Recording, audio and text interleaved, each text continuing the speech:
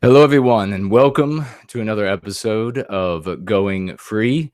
Today, we are going to be discussing this instance of these anti-whites attacking the supply chain for white well-being. Specifically, there were a couple of articles that were on some tabloids online, and an individual who was tweeting some of this, specifically at Streamlabs. So what we'll do, I think, is we will give people a couple of minutes to show up. And if you could, with me, please tweet Gab the show, and also post it to Facebook and I guess Minds. And if there are any others, let me know what they are, so that I can add them. It's good to see Mother Hen here. A lot of great people. Freedom Fighter. Saw a couple of people coming over from Rory's show. That was a great show, that Verbo Tempestus. Rory and Kaiser just had with Jared. They had a lot of great topics they covered over there. So I was really excited to listen to that. And I'm excited to see you all showing up.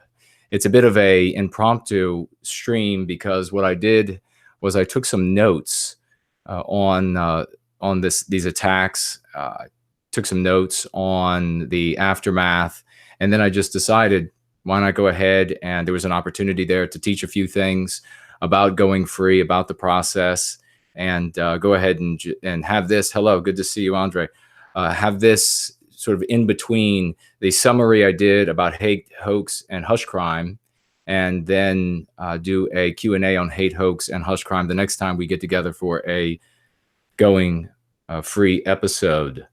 So this is actually an important opportunity. There's a lot of information here that we can address about what they do. 714 Ooga Booga, $5 super chat. Thank you so much for that. Just recently discovered you. I appreciate all your work and hope this little bit helps continue it. Thank you very much for that. I really appreciate, and especially now, given that I was just deplatformed from Streamlabs. That's what we're going to be talking about. Hello, Laurel, great to see you. John, great to see you as well. Again, Sword Logic, greetings to you. If you could all please tweet and Gab this. As I said, it's kind of an impromptu going free stream, because I took some notes on these attacks by these tabloids, these online tabloids, these anti-white typists. So I want to talk about them. I want to talk about what exactly the fallout is. I want to talk about what their motivations are. And I don't want to make this an enormous stream. What I want to do is I just want to kind of get right to the point. And in fact, based on the number of, good to see you, Sean, based on the notes I have, I think it might be short enough that I would like to, if there is time and people are interested, to talk about a hobby. A lot of people ask, a hobby that I have, a lot of people have, a lot of people ask, how do you not get blackpilled? How do you not get depressed? How do you prevent from becoming saturnine as a result of all of the anti-white attacks, as a result of like the deplatforming that just occurred to me? How do you prevent yourself from getting down? And there are ways that I've talked about before. Simply, the most important is that we have an actual objective that is achievable. Each one of us can move this context to another context. We can reach out and touch those people in our circles of influence and help bring them forward to a better place, to help cure them, to treat them with the antidote to anti-white ideology, so that they can then pass it on. And by doing so, we will take this whole conversation to a new context that will enable us to have more opportunities. So we have something that is achievable. We have something for which we can engage and act ourselves and make accomplishments, make strides, see results, have victories, which we continue to have. And so that is probably the most important when it comes to preventing you from becoming saturnine or morose by what's happening to us, the attacks that the anti-whites bring against us, what's happening to our sort of the disappointment with Trump, certainly disappointment with the Republican Party in general, of course, what's happening to our so-called conservative parties across the West. But there are other things too that can keep you from getting down and take very little time. These are things that you can do by yourself. You can do with your boyfriend or girlfriend, husband or wife, certainly with your children. It's educational at the same time. It's good to see you, Alan. And one of those things that I'm going to share today that I do, if there's time, if there's not time today, then we'll do it another day. It's fine. There's no rush. And we can talk about it again as well. And that is that we can talk about taking care of the wildlife in your immediate environment, in your yard or in the forest nearby, certainly on your property. Even if you have a small property, I have several bird feeders and a couple bird baths, even a bird bath that remains warm enough that it doesn't freeze during the winter. And you can learn the names of the birds so that the types of birds that come into your yard, you can know them when you see them, and it brings definitely another a whole nother aspect, I guess, to one's day especially when you see birds that come and go. So this is, and what I'll suggest, like I said, if there's time at the end, we'll get back to it. Real quick for everybody who's just showing up, if you could please tweet this show, gab it, put it up, post it on your Facebook to your circles of influence, post it on Minds. Are there any other big social networking platforms that I don't know about? Good to see you, Philosophy Cat. So anyhow, if you don't do this, this is, and I'll just mention it here. Get a book of the different types of birds you're going to find in your area, and then if you can see all of these, yeah, it looks like you can. These are all birds that I have identified that have been just in the property. So you can see this becomes an interesting thing. You can learn as I say, you learn all of their names, and it becomes something fun. Like, for example, the red-bellied woodpecker just showed back up in the neighborhood, and all I saw was one female today. So it's just something that's a little different, and it can keep your mind alert. It can keep you, I guess, it's sort of in a way energized, because you see these new things come and go, and you know what they are. Suddenly, the world becomes so much richer. I mean, I've memorized the names of probably over 100 different birds. So you can do the same thing with plants and everything else. You have children. This would be an especially educational and entertaining subject to address. So I'm going to have a sip of coffee, and then we will get started.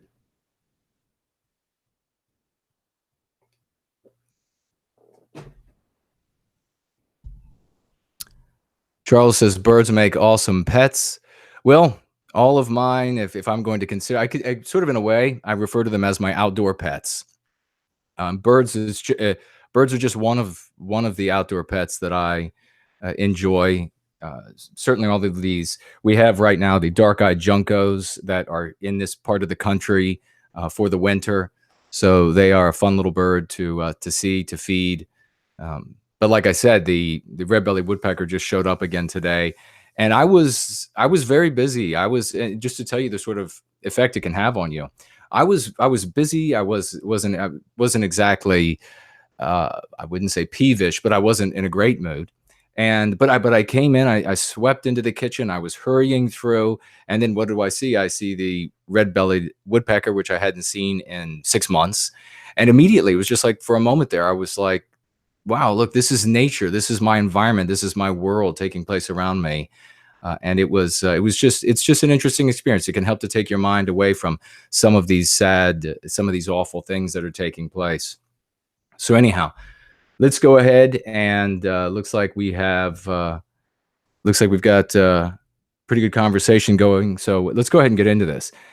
So today I'll be talking about as I said, these tabloid articles written and promulgated by two sets of tabloid news sources online. Anti-white tabloid news sources. There were these anti-white propaganda typists at work, as they are wont to do, attempting to destroy white well-being. And that's really an important thing that you're going to understand, that I'm going to work through pretty quickly here.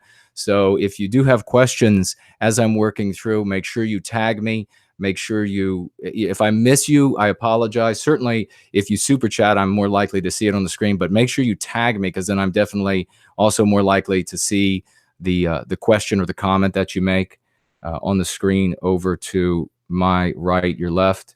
So in these articles, both of these articles, the anti-white typists attacked a raft of different people who all have a large variety of ideas, varied opinions. These many of the ideas of the individuals who are attacked in these articles are antithetical, so they're mutually contradictory. That this isn't a very important thing to understand. This is going to help break you out of a shell that the anti-whites have built around you. So it's very important that you understand that many of these ideas that are held by these different people are not only antithetical and contradictory, but they are vehemently rejected by some of the individuals that are discussed in these articles. So keep this in mind. You have this group of people that these articles are attacking, and why is it that they're all in these articles? What is the connecting thread that runs through them? They all have different ideas, right? The majority of their ideas are different. Some of their ideas are antithetical to each other. Some of them vehemently reject the ideas of the others. So, for example, my idea that white well-being is a movement of redemption and that we overlook the checkered past that people have because we are all inadequate in some way. We all have done something objectionable in some way. We all fail to reach perfection. And so because of that, we have an allowance for that. Because we all fail to reach perfection, we set up an allowance. In the movement for white well-being, we are all moving toward perfection. We are moving toward what is healthy and good for our people.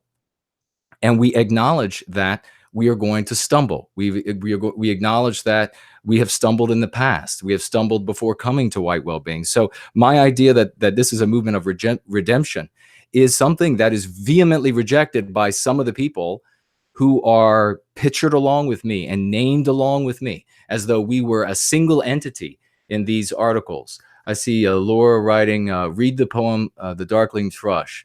Okay, I'll have to look that up and then add that to my list of poems that we read.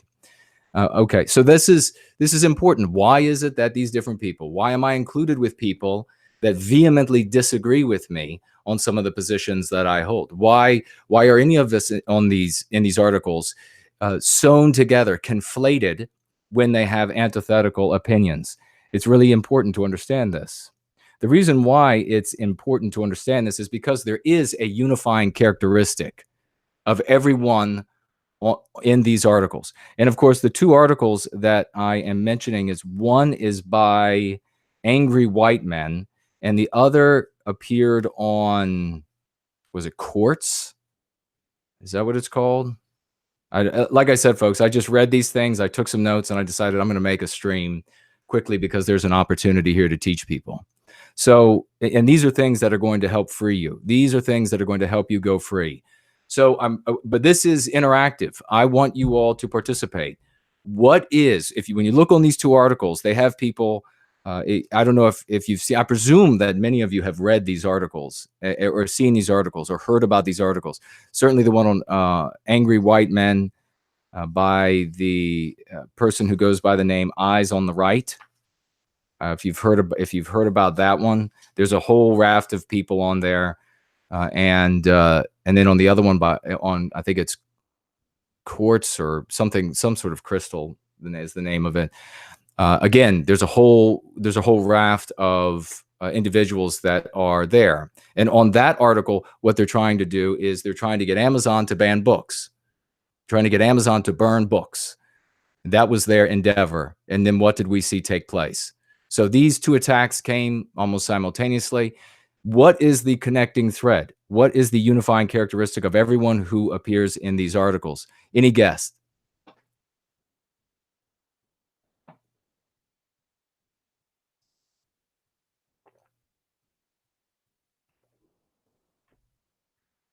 By the way, how is my audio? Am I coming through okay?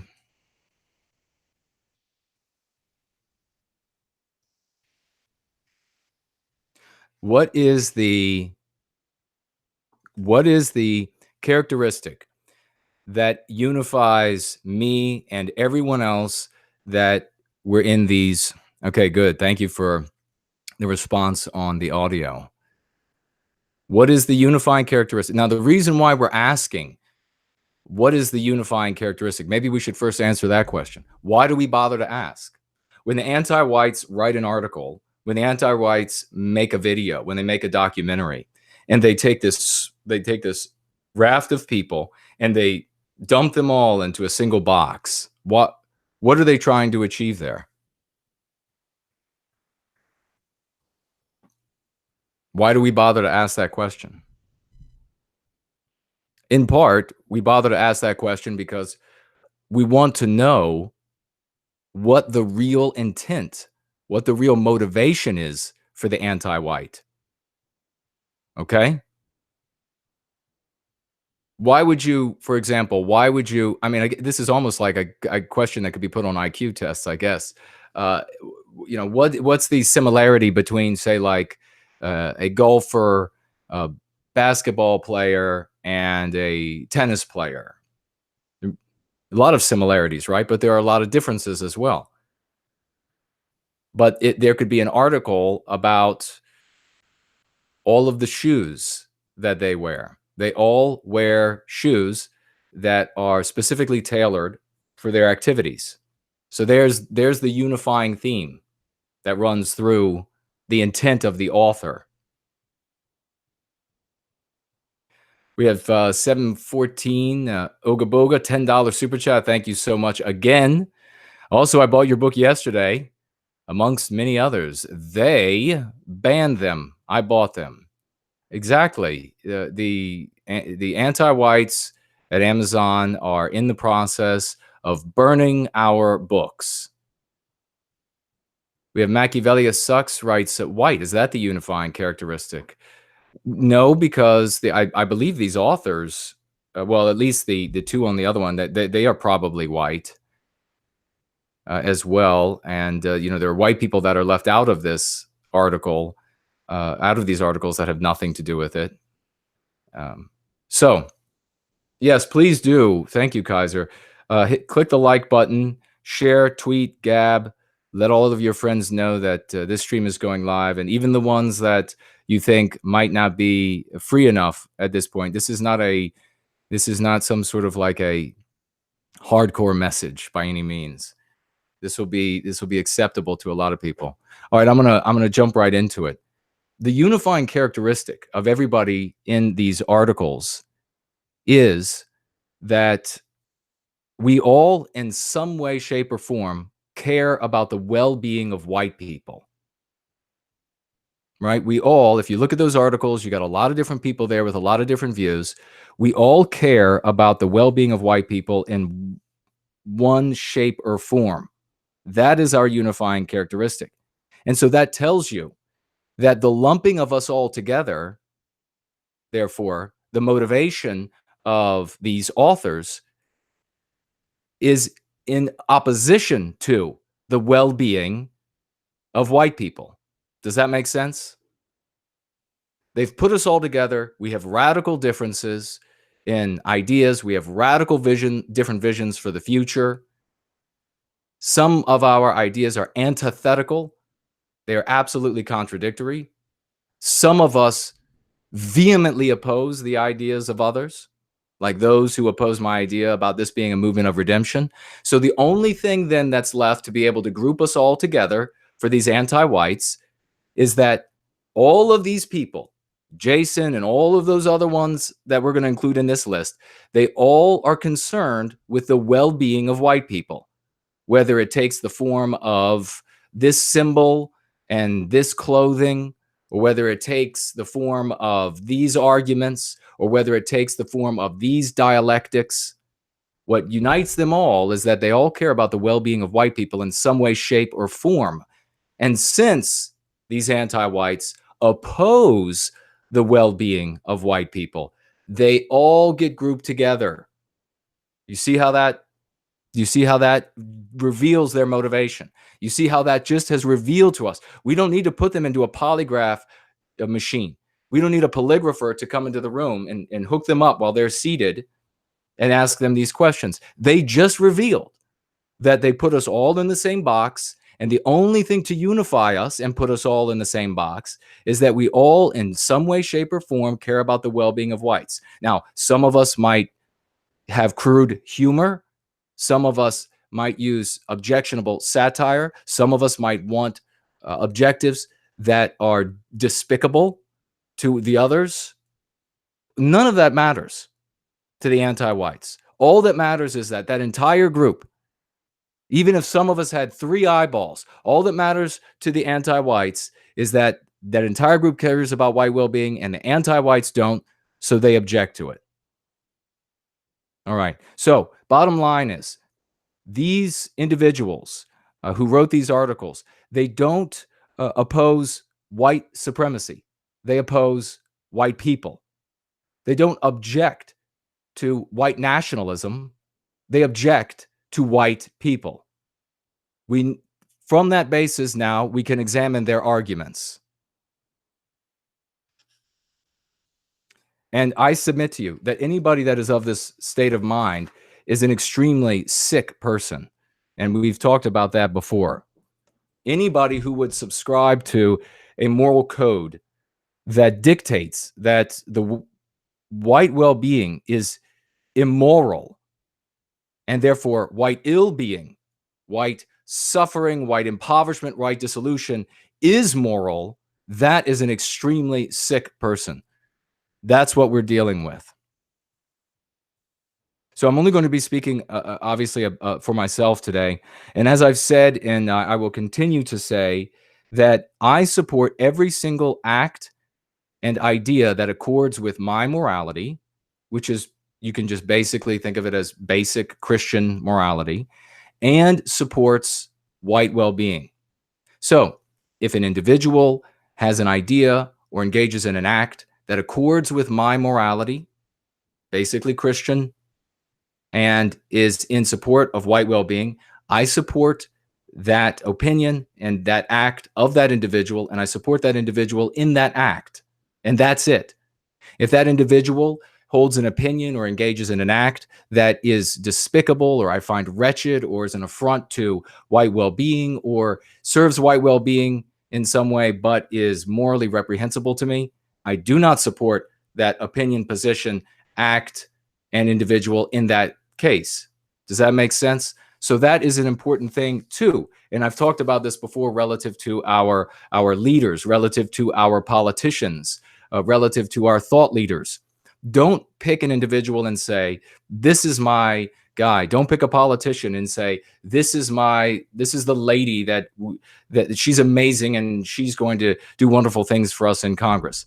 We can't do this anymore. What we have to do from now on is we have to say, is the act and the opinion, does it fit with our basic moral principles and sensibilities of the average white person in our society? And does it serve white well-being? If it does, then the act, the opinion, and the person is great in that scenario. If it doesn't, then the act and the opinion and the person is wretched in that scenario. That's how things need to move forward from now on.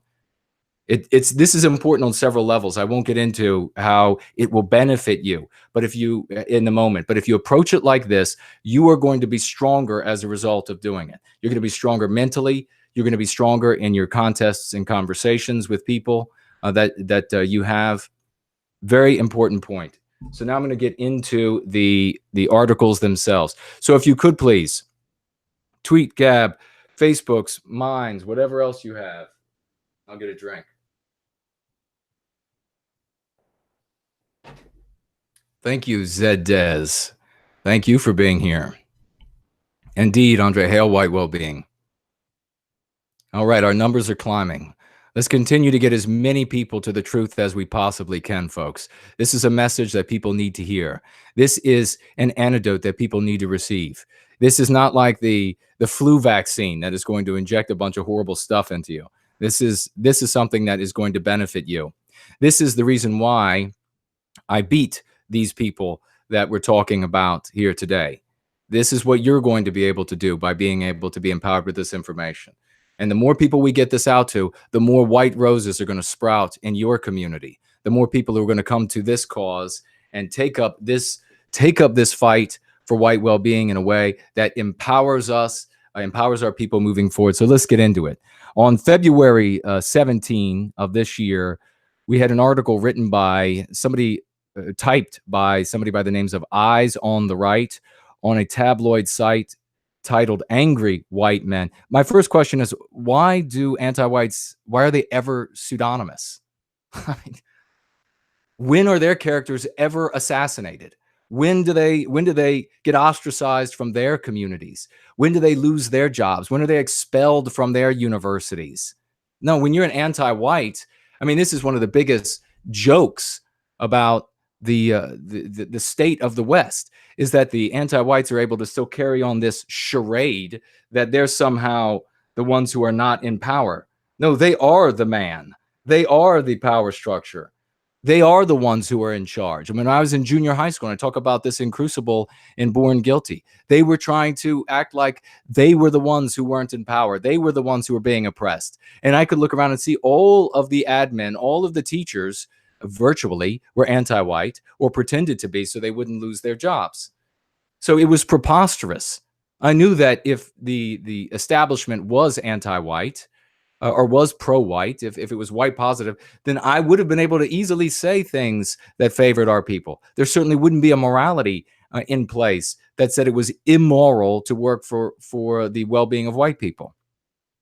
So, no, when you're anti-white, and these typists know it. They're paid lavishly. They celebrate each other. They give each other awards. There's no courage here. So I don't know why this particular anti-white typist doesn't use his or her name. For convenience sake, I'm going to say it's a him, because I'm not going to go through the whole damn piece saying his or her. And for God's sakes, depending on how well or unwell this person is mentally, this person might be a he or she given the day of the week. So the first thing I'm going to mention is the title of the website, which is important because the title itself, Angry White Men, is a meme pathogen. It is an MP. What is the MP, in this case, attempting to convey, and does convey? Does anybody have any idea, any thoughts?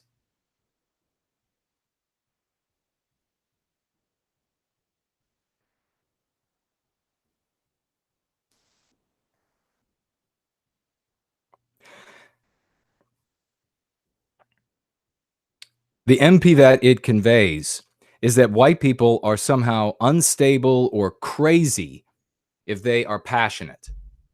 Angry white men. Does that make sense? Has anybody heard this before from the anti-whites? Oh, they're just angry. They're just a bunch of crazy, angry white people. And then what ends up happening? How does this MP undermine our service to white well-being? Does anybody have any ideas? Lisa says that she has seen that before, this MP before, and seen that response. Machiavelli says he's angry and proud. Yes, well, let's use passionate. Let's not, what they want to do when they use the word anger is they want, and remember, our audience is that many millions of average white people in this country.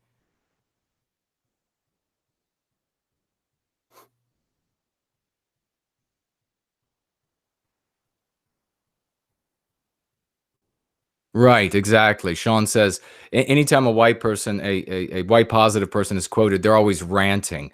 Exactly. Yeah, the way it undermines us, and you'll all note it as soon as I mention it. The way it undermines us is that what ends up happening is we end up having people in our community that say, "Oh no, you've got to be really calm and cool. You can't get passionate. You can't get passionate about this because then the anti-whites are going to tell everybody that you're angry and you are hostile and that you're crazy as a result." Well, here's the problem. You're not going to win. You're not going to be able to defend our people dispassionately. You're not going to have any success dispassionately. That's why this is a meme pathogen. That's how this meme pathogen works. So remember this MP for the future. The MP that whites, when they get upset, when they get passionate about what's being done to them, it's somehow wrong, it's somehow crazy, it doesn't make sense. It somehow is evidence that they're nuts. Remember that the reason they're saying that is because they want you to be dispassionate. They want there to be an argument in our community that you shouldn't be passionate or you should be passionate. They want us fighting amongst ourselves. You absolutely will not win if you are dispassionate. So the name itself is a meme pathogen. And remember, when the anti-whites, they reveal that they believe in passion because when non-whites and anti-white non-whites, when they get angry over something, when they get angry for the rights of their people or they want to advance the cause of their people, the anti-whites celebrate it. It's a great it's a great sign. The emotion is powerful. It's riveting. It's stirring. It's moving. Completely different verbiage. Anti-whites in their literature will even use anger and passion and etc. as an excuse for violent acts by anti-white non-whites. So you see, once again, what appears to be, to a conservative, what appears to be hypocrisy, which is the anti-white who says it's wrong when a white person becomes passionate, but it's good when a non-white person becomes passionate for the exact same thing, serving the well-being of their peoples. To a conservative, to a Republican, to a civnet, this seems like hypocrisy. But to Prometheans, to us who serve white well-being, we know that this only appears to be hypocrisy because the greater objective for an anti-white, the infliction of harm on Western kind and Western civilization, is being served in both cases. Does that make sense? So it's a good place to start to see the hypocrisy, but those who really know what's going on, they know that there is no hypocrisy. So the next question I want to ask is, what is the purpose of the article? This Eyes on the Right by Eyes on the Right. In the article, the particular subject matter is Streamlabs, and the Eyes on the Right is talking about these racists, all of this terminology they use, all of these anti-white slurs. They're making this quiet fortune by way of Streamlabs. And so what is the objective of the article?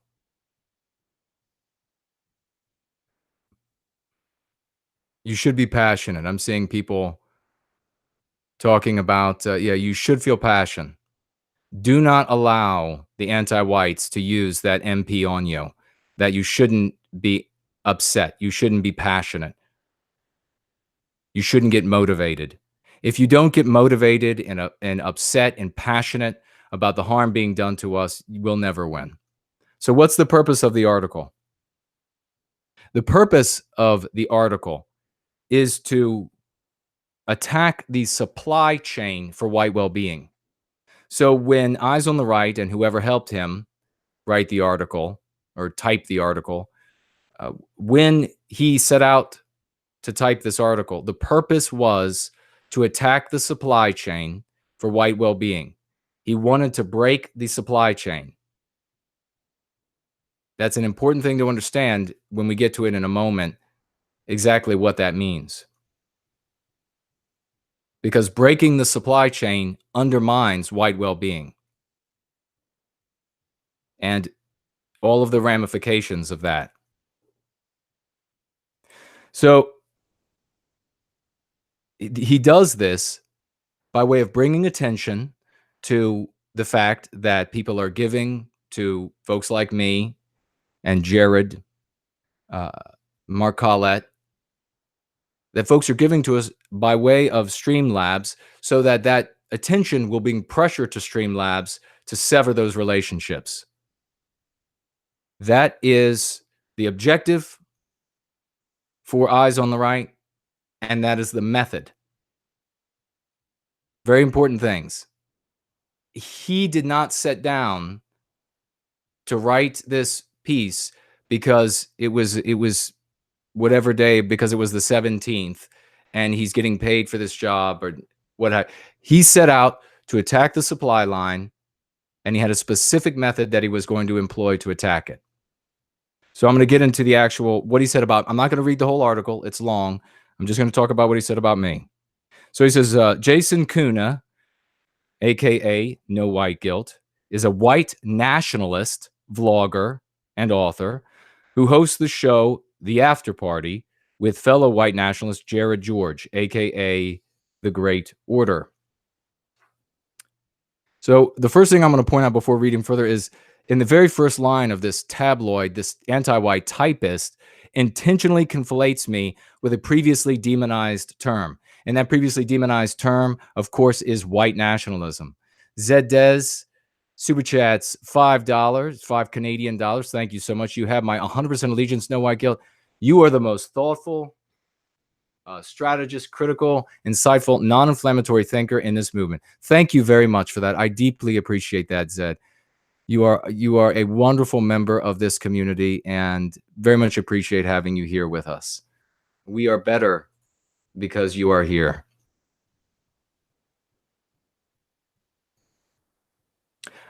Okay, so does everybody understand that the term white nationalism, which, by the way, I have never taken the term of white nationalist, does this typist, does this eyes on the right care that I've never taken the term white nationalist for myself? No, because the purpose is not to get to the truth. The purpose is not to reach no white guilt and find out, well, no white guilt, what do you consider yourself? The purpose is not to watch my videos and listen to me refer to myself as serving white well-being, or say that I'm a Promethean, which is what the name I've always taken. No, that's not the purpose. The purpose is to link me to something that's already been demonized in the minds of the audience. So again, telling us everything we need to know about Eyes on the Right, that he is anti-white, that the purpose is to attack this supply chain, that the method is to bring attention to the supply chain and therefore pressure on Streamlabs so as to undermine the cause of white well-being. And by way of undermining the cause of white well-being, to inflict harm to Western kind and Western civilization. Does all of that make sense? This has got to be lucidly understood for all of the future conversations that we have. So, conflates me with the demonized term white nationalist.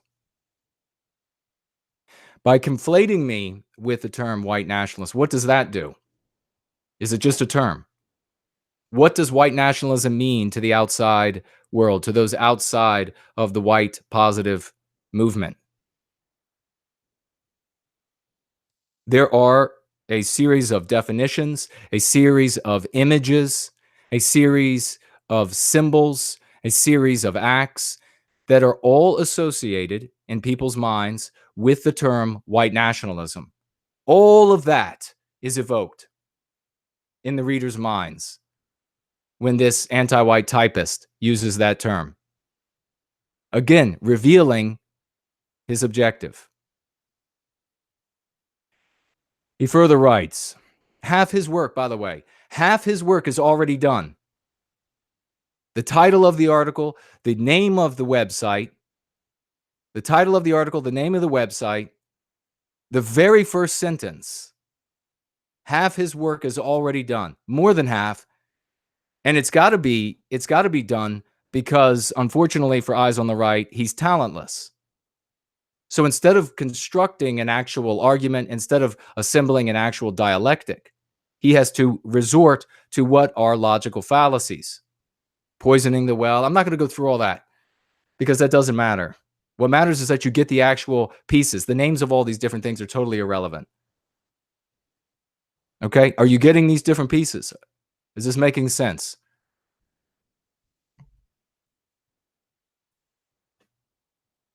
Okay, again, if you haven't done it yet, if you've already done it, thank you very much for tweeting and gabbing, etc. If you haven't, please do so now. Please click the thumbs up button. Remember that we are throttled to death in the fight for white well-being, in service to white well-being.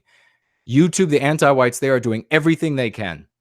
They see the power of this messaging. They have for a long time, and they've been throttling it to prevent it from reaching the rest of you. So let's get this out to people. This is why I'm being included in these conversations, why my message is being included, why certain individuals are coming out against my messaging, because it is empowering, because it's going to make you stronger.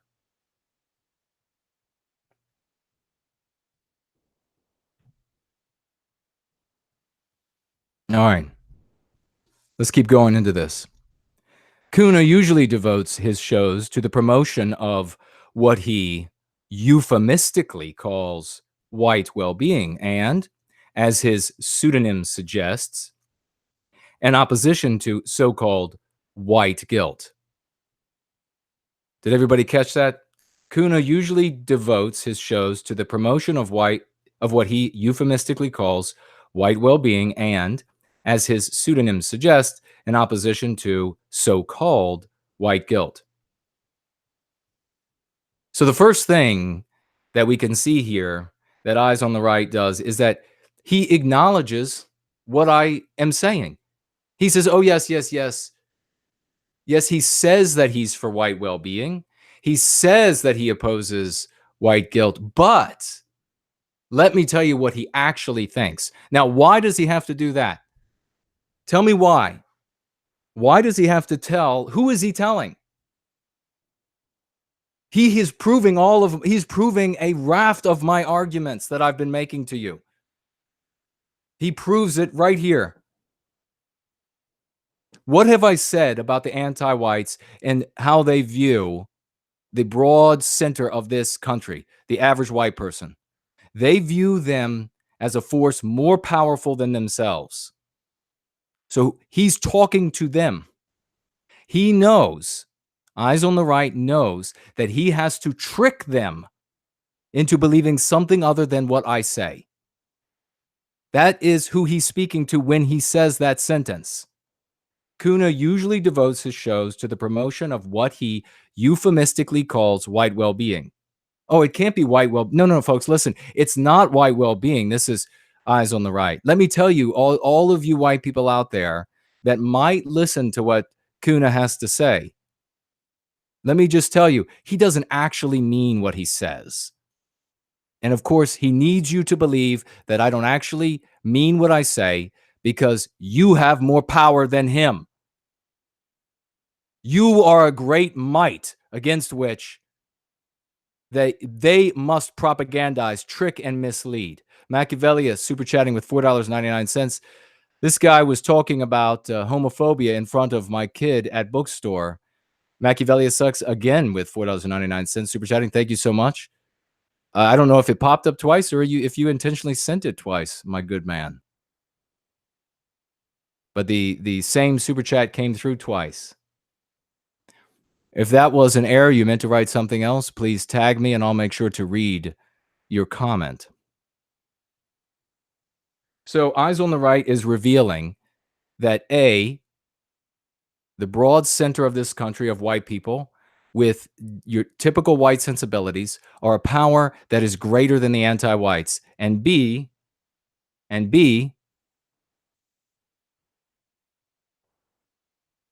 that they have to propagandize them, because if they don't propagandize them, then my message is going to resonate with them. Do you see that? Do you see what he just admitted? An anti-white par excellence just admitted to all of you that if he does not tell the people, if he does not trick them that Jason means something else, he knows as an anti-white that my message is going to appeal to them. What more do you need to know? The anti-whites just told you.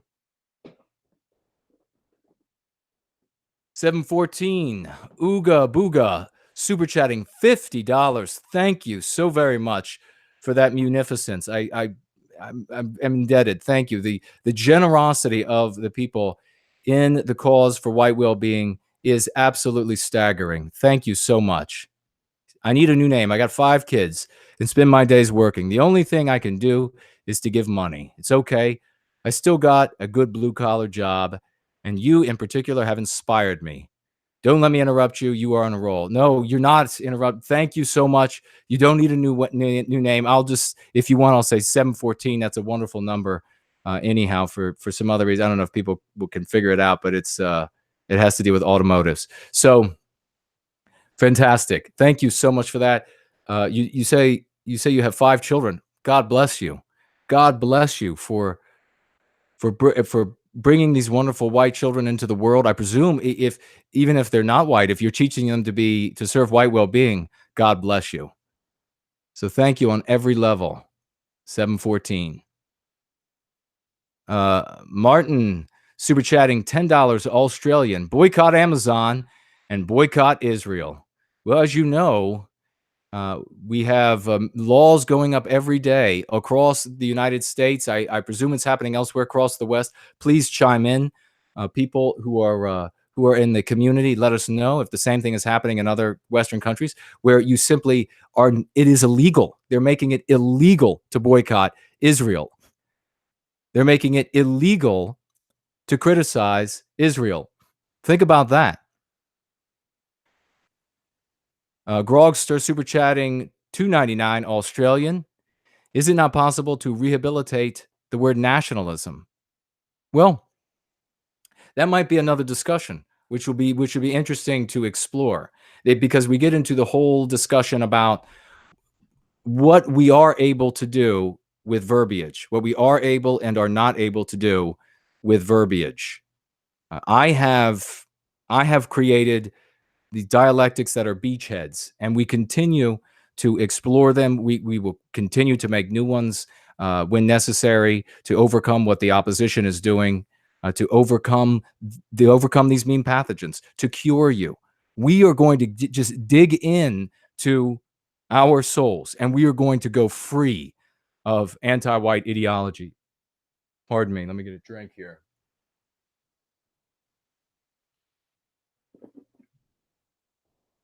These things, I really want you to think about these terms as magic. These words, these sayings, they are as close to magic as you can get in the real world, if you will.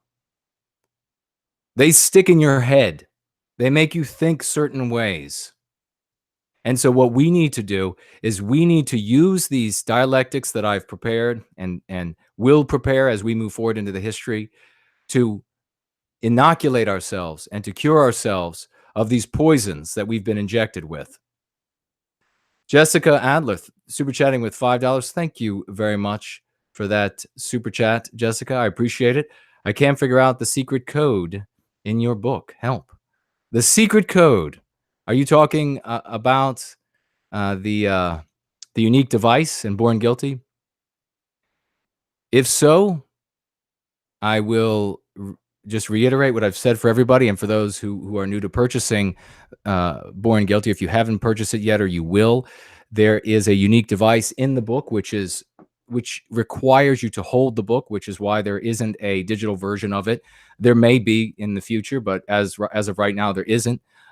And the clue to this riddle is reflect on the context in which the unique device occurs, and then I'll say it this way, just in case we have international listeners. English might not be their first language, and then follow the English alphabet. Reflect on the context in which the unique device occurs, and then follow the English alphabet. So let's get back to Thank you very much again for that, Jessica.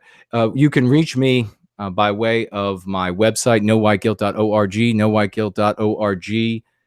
You can click the I think it's contact me or something link and write a direct message to me, and I can respond to you there as well. So this anti-white, it's not just me telling you that these things work.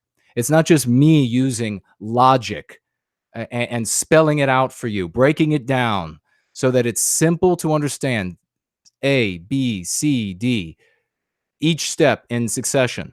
It's not just that. You have an actual anti-white here, and you will see this again and again as they attempt to tackle and fail at attacking my dialectics. You will see them again and again prove me right. You will see them again and again prove the things that I am saying. You will see them again and again prove that what I am saying to you is powerful and that you will be able to use these things to great effect and success in your lives. I already have people writing me by the score saying, this is working in my life. I had a guy write me, it almost moistened my eyes. I'll just say, and I'll get back to this because we got to keep rolling. I had a guy write me who said his son is anti-white. His son, it's tragic. The son has come up. The son is anti-white. The son is Antifa. The son has, I think, a communist tattoo. And the father used on his son the other day the term anti-white. He called him an anti-white for the things he was saying. And he said for the first time in his entire relationship with his son was on his heels in the conversation. That is one of many stories that people are sharing with me, that the successes they're having by implementing these strategies. We have the antidote. So this anti-white reveals what I said. The broad center of this country is where the power lies, and it's with us. It's with your average white people, average sensibilities. The anti-whites have to propagandize them. The anti-whites know that my dialectics, my genuine position, the positions that I have lived for years now, that I've been saying and living for years, that those positions will appeal to that broad midsection of the country, those scores of millions of white people that I'm talking about. Remember, we were talking about how is this going to change? Remember, people were saying, well, how is your method going to help people change? And I said, it's an antidote that spreads like a contagion. I will touch you. You will touch someone else. They will touch someone else. And before you know it, the anti-whites will be sitting in the halls of power in the government, in NORAD, in these different bases, in the FBI, and they'll look around the room and they won't know which of the white people in there is serving white well-being. And that will be when we have won. That will be when the tables will have turned. This Eyes on the Right just told you so. He just told you so. Because he had to tell people, no, this no white guilt guy, he doesn't mean that. What he actually means is something else.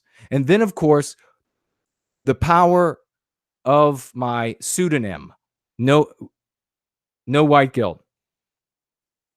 The power of my pseudonym, which isn't it hilarious that these dirtbags, they won't call you using a pseudonym, pseudonymous, but then won't use my pseudonym, wants to use my name.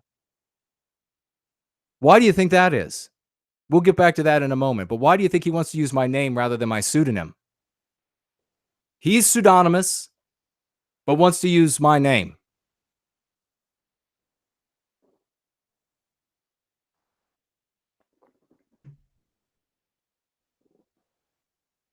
You know why he calls this so-called white guilt?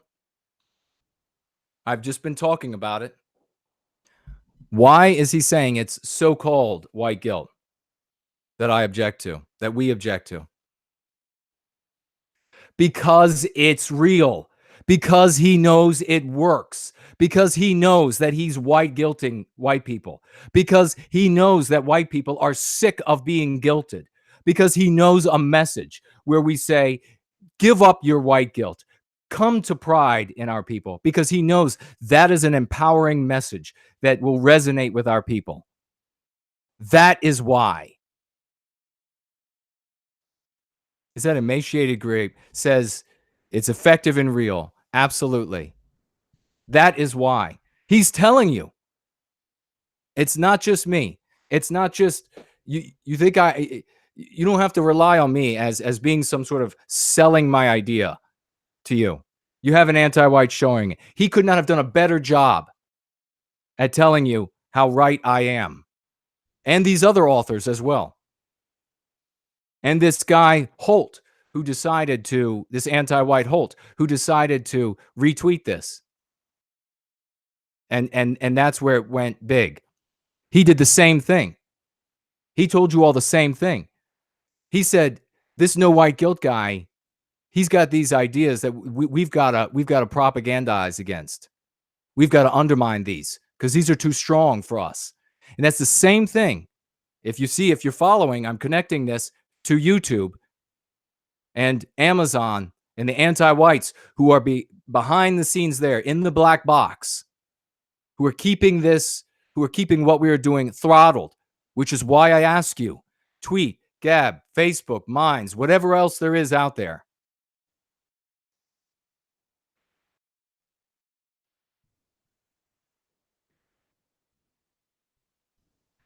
So, eyes on the right knows he has to trick them rather than share what I actually believe. He goes on to write or type. Guests on his program, my program, and Jared George's program have included Jean-Francois Guerrier, Tom Kaczynski, John Q. Publius, The Third Rail, Jared Taylor, Greg Johnson, and Ronnie Cameron of Heel Turn. What tactic is he using here?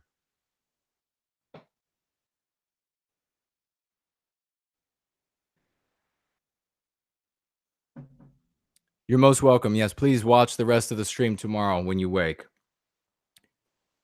What tactic is being used here by naming these particular guests? Guilt by association. Smartish community on the internet. Absolutely. Guilt by association.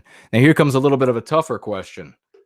How does guilt by association work? What does it do to us?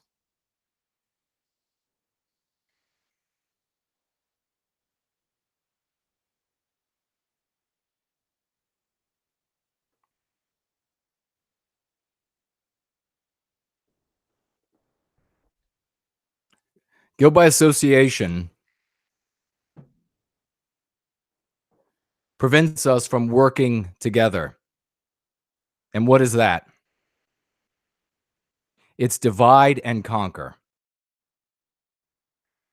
Guilt by association is a divide and conquer tactic. Does that make sense? What they're saying is, we are going to hold you responsible for every single thing that this person or this other person has ever said or done.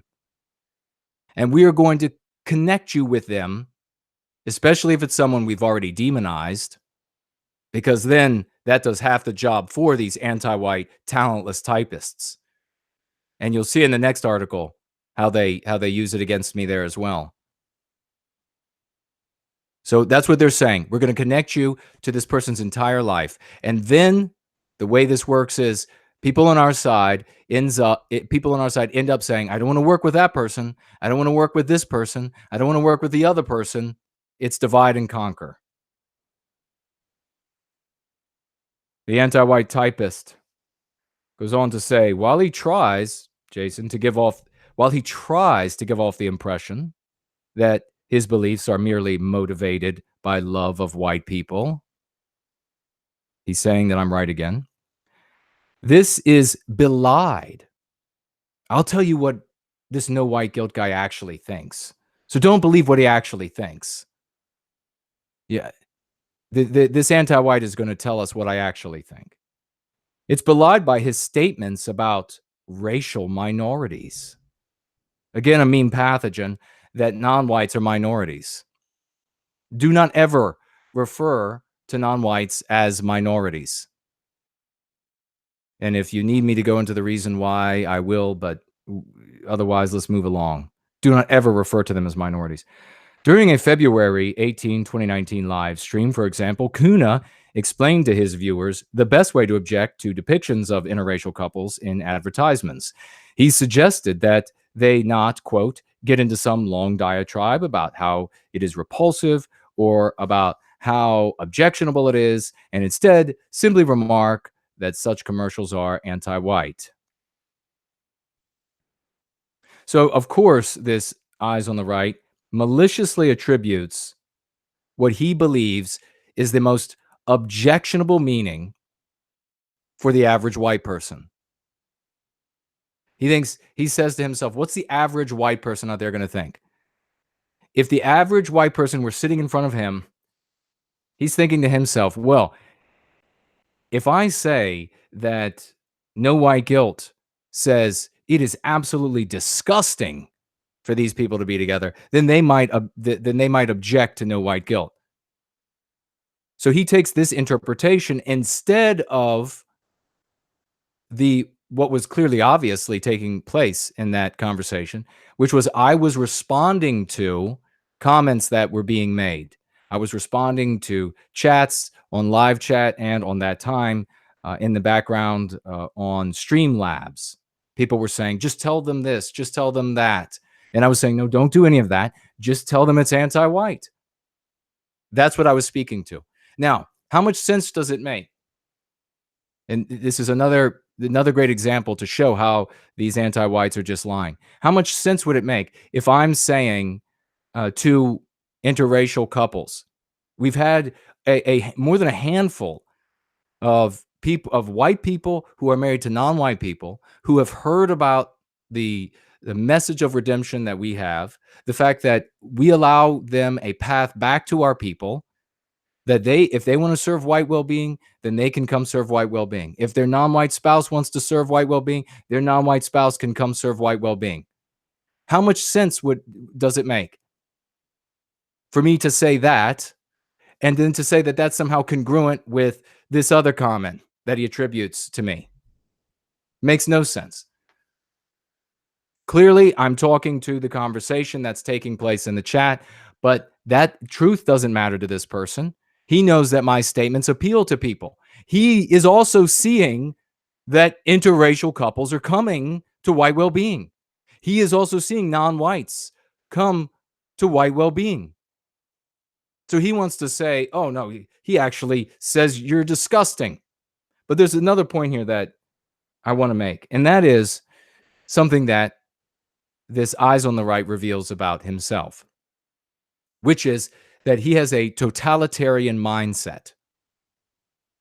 And this is the way anti-whiteism works. If I'm sure your bright community, I'm sure you've thought about it before. And that is that the anti-white ideology, anti-whiteism, functions exactly like any other cult that you could research over all of recorded human history. It functions the exact same way. You're not allowed to think anything other than what they permit you to think. So in anti-whiteism, if you happen to not be attracted to members of other races, if you are not attracted to them, then you are evil. That is how anti-whiteism functions. That is how this guy functions, this anti-white typist. You are not allowed to not be attracted to members of other races. Your personal preference. You're not permitted to have it. You're not permitted to think it. I have never and never will, and no one in the cause for white well-being will ever attempt to control what you think. In fact, it's the exact opposite. I'm trying to empower you with ideas, tools that you can take into the world for yourself. No, the anti-whites have to control what you think, because if they're not controlling what you think, then you're going to think something that will undermine the infliction of harm on Western kind and Western civilization.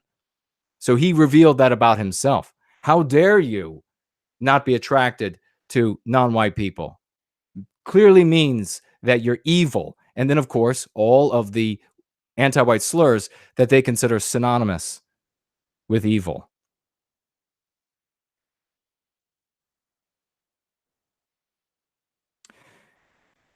Eyes on the Right continues. We have white slave owner super chatting with $5 Australian. White supremacy is real for us. They truly are scared when we start thinking and working together. We have dominated the planet forever. Let's not stop. Well, I would argue that we have actually not been in control for a very long time. In a world where currency is exchanged for products and services, in a world where currency is exchanged for mercenaries, the person who prints the currency, the people who print the currency are God.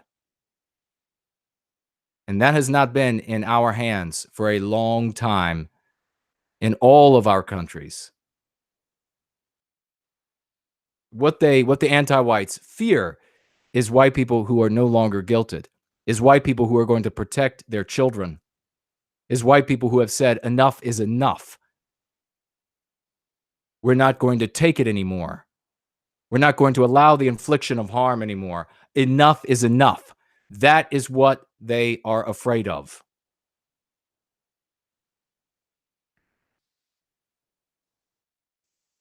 Trust me, there's nothing supreme and no real metric for that anyhow, but there's nothing supreme about the way that most white people behave today.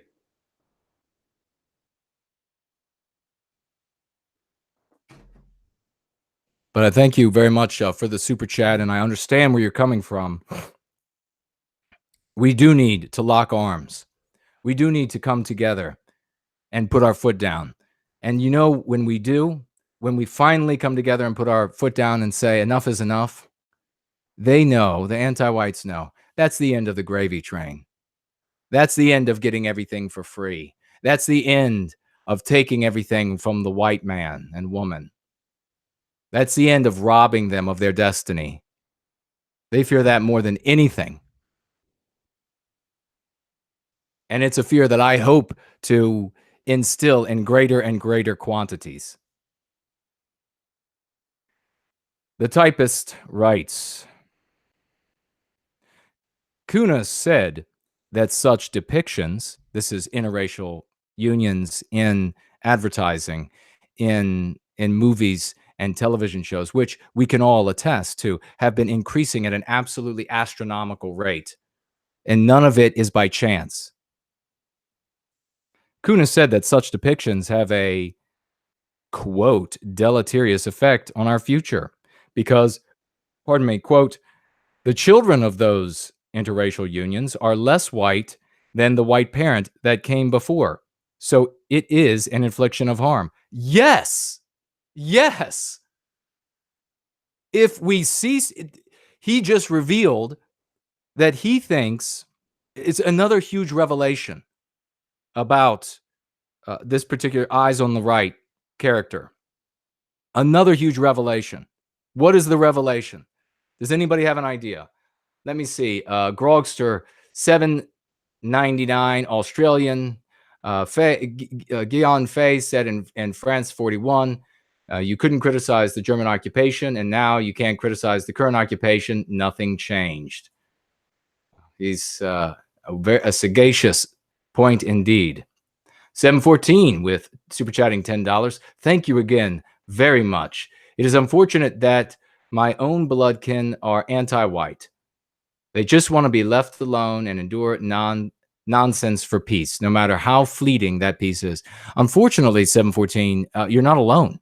The vast majority of white people are willing to trade the future of their children for a little bit of peace in the present. And how immoral and reprehensible is that? How virtueless is that? They won't be remembered. They will be reviled. They will not be remembered. They will be reviled. Their descendants will study us in their history books.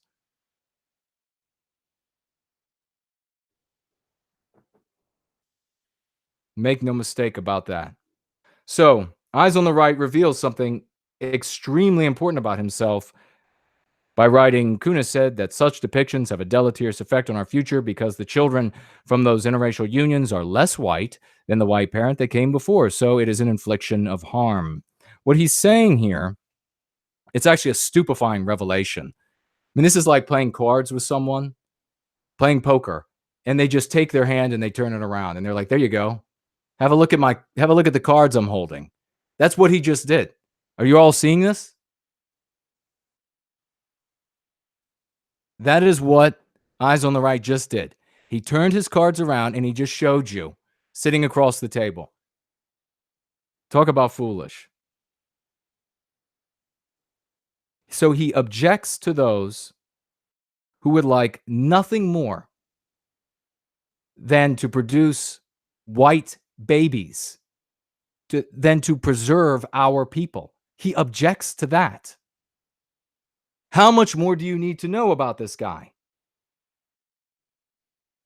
If you object to people producing white babies, it's somehow wrong for no white guilt to say that the encouragement of interracial unions results in an anti-white effect because the interracial children are less white than the white parent who gave birth to them. If you object to that, then you are for the opposite. The opposite is interracial unions, white erasure. That is what he is for. Jessica says genocidal. Tyler says genocide. Precisely. What kind of monster would say it is immoral? It's Jason Kuna is somehow wrong to say that it's objectionable to encourage interracial unions the way that the anti-whites are doing. It's somehow wrong from doing it, and therefore it's right for whites to miscegenate themselves out of existence. That is white erasure. That is a monster. These are the blackest hearts that you can imagine. These people that build these scaffolding out of the carcasses and bones of our people. And then they stand up upon them, acting as though they're lecturing down or pontificating to us, as though they are somehow morally superior to us, standing on the bones of our people. And that is the heart that's in their chest. You object to white erasure? You object to white children not being produced? To the gallows is what these anti-whites say for those who want white babies. That is the black heart that beats in their chests.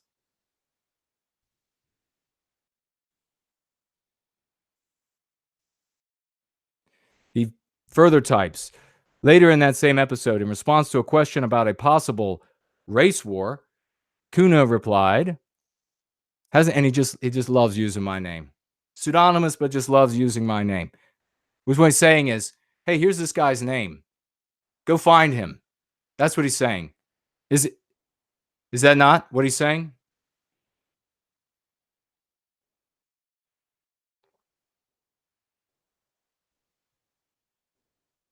He could refer to me. He's pseudonymous.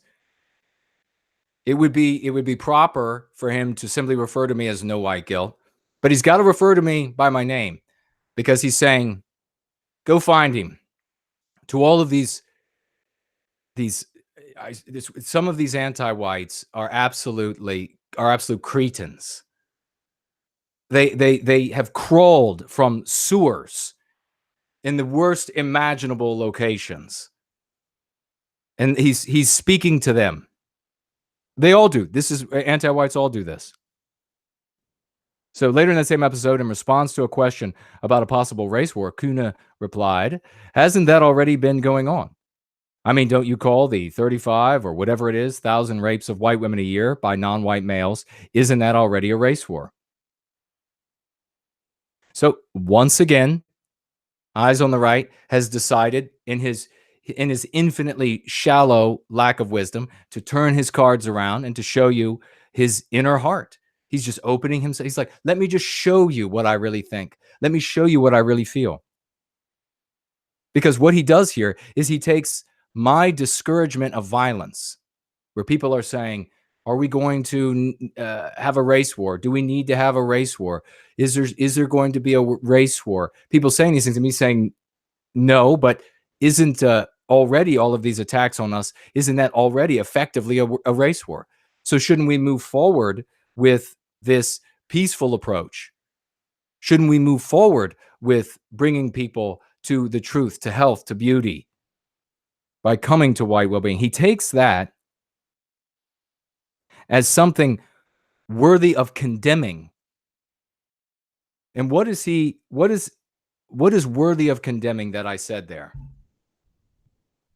I say, Don't you call the 35 or whatever it is, thousand rapes of white women a year by non-white males? Isn't that already a race war? What there is worthy of condemning? Does anybody know?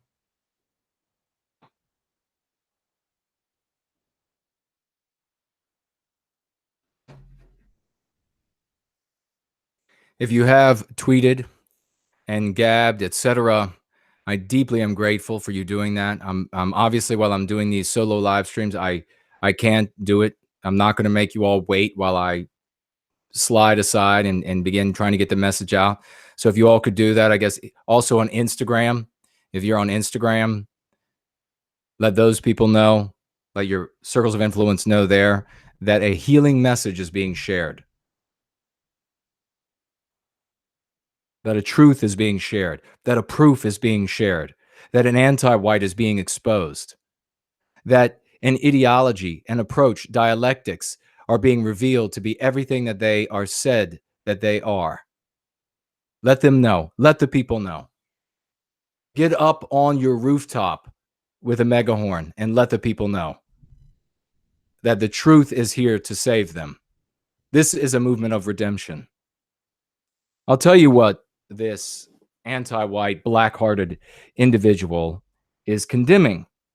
I am talking about the infliction of harm on our people. I am talking about our women and, in some cases, our young men being raped by non-whites. Now, in every single one of these cases, the rapist is considering our race when committing the rape.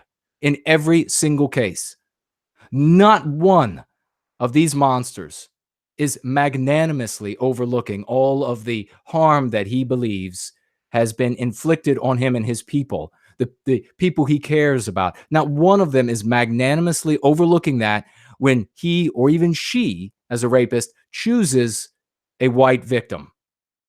They're not saying, well, I'm going to choose that white woman who's alone and defenseless over there. I'm going to beat her and drag her off. The non-white is thinking this. But I'm not going to consider that her people has harmed my people for millennia. These sort of things that they've been taught and believe. Not one is thinking that. Every single one is thinking, this is justice.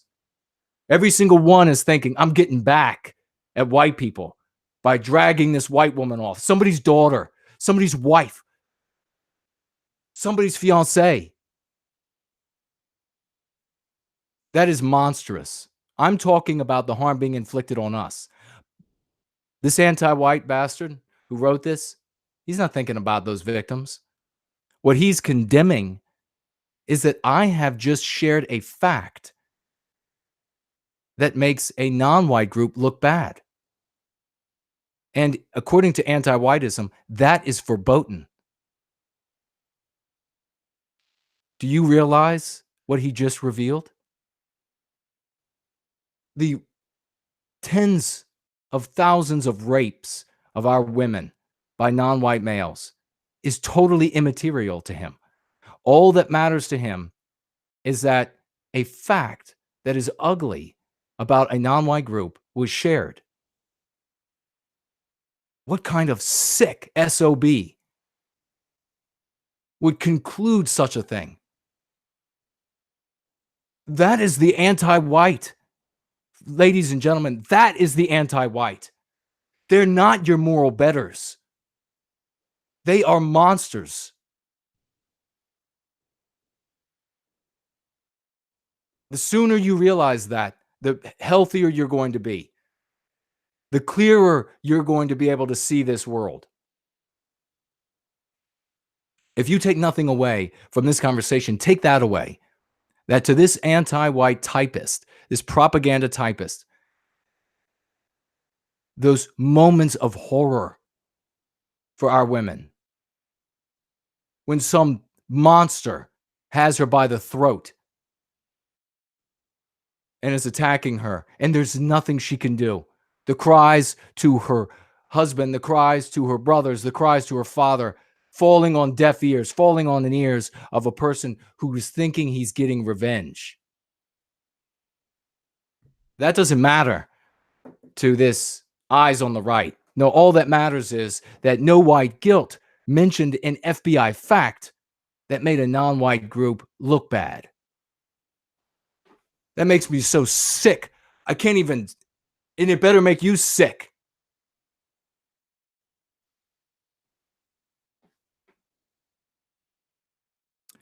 We have Josh Randall. Just asked me a question. How about the black robber who lit two women on fire the other day? Mainstream media hasn't even mentioned it. That's, my friend, my good friend Josh, is a perfect example of a hush crime. And if you haven't seen it, folks, go, when we're done here, watch my video on hate, hoax, and hush crime. You have to use these. We're going to be back this coming week to do a Q&A on that. And we have a whole list of hate crimes, a whole list of hush crimes to address. That is exactly a perfect example of a hush crime. I don't know, Josh, or does anybody know what are the race of the women? Because that's obviously important for the subject matter. But you guarantee you this, that if some white guy went into, again, telling about the anti-whites, went into a home, and we would be agreeing about this too, went into a home and to rob them and set two people on fire, male or female or whatever, that person, the anti-whites, would write it in the sky that it had happened.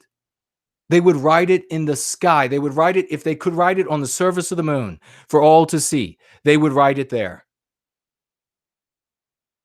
But if it's a non-white doing it to white people, it's a hush crime.